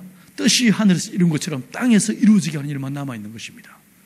마귀의 근처도 다 끝이 났습니다. 한 가지 남은 건 뭡니까? 믿기만 하면 되는 거예요. 믿기만. 여러분, 아까 말씀드린 대로 요한복음 16장 8절에서 죄에 대하여, 의에 대하여, 심판에 대하여 세상을 책망하리니 9절에서 말씀하시를 죄에 대하여라면 저희가 나를 믿지 아니하며 이렇게 말씀하십니다. 여러분, 구약시대는요, 율법을 어기는 것이 죄였어요. 살인하는 것이 죄였어요. 그러나 신약시대 딱 와서는 이 죄에 대한 개념이 완벽하게 달라져 버립니다. 무엇이 죄입니까? 믿지 않는 것만 죄입니다. 믿지 않는 것이 죄입니다. 왜 지옥 갑니까? 그들이 죄인이라서 지옥 가죠. 여러분, 그들이 살인죄를 지었기 때문에 그런 것이 아닙니다. 무엇 때문입니까? 믿지 않기 때문에 지옥 가는 것입니다. 남은 것은 저와 여러분이 하나님의 성령의 충만함으로 이 생명의 복음을 증가하는 이 일만이 저와 여러분이 남아있는 것입니다.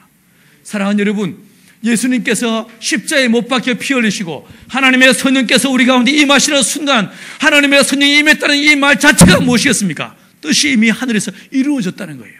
마귀에게서 모든 결박들이 풀어지고 저와 여러분이 자유를 누리고 있다는 것입니다. 맞죠? 남은 건 무엇입니까?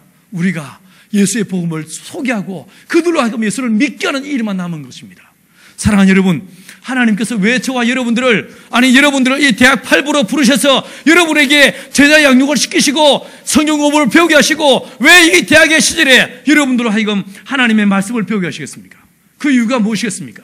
하나님은 이 시대에 모두가 다 자기밖에 모르는 물질주의에 눈이 먼 이 수많은 청년들, 이 시대의 젊은 사람들에게 영혼이 있음을, 지옥이 있음을, 천국이 있음을, 하나님의 나라가 있음을 깨닫게 하고 알게 하기 위해서 하나님은 여러분을 부르신 줄 믿습니다. 천에 하나 만에 하나 택하시고 부르셔서 이 복된 소식을, 뜻이 하늘에서 이루고 저런 땅에서 이루어지게 하는 이 복된 소식의 거룩한 증인으로 하나님은 저와 여러분을 부르신 줄 믿습니다. 할렐루야. 여러분, 이 대학 8부의 신앙생활하는 과정 속에서 저와 여러분의 성의의 충만함을 덧입어서 하나님의 권능을 덧입어서 예수의 증인으로, 오로지 예수의 증인으로 쓰임받는 저와 여러분 될 수 있게 되길 간절히 축원합니다. 여러분, 이 시간 합심해서 기도하십시다. 이 시간 기도할 때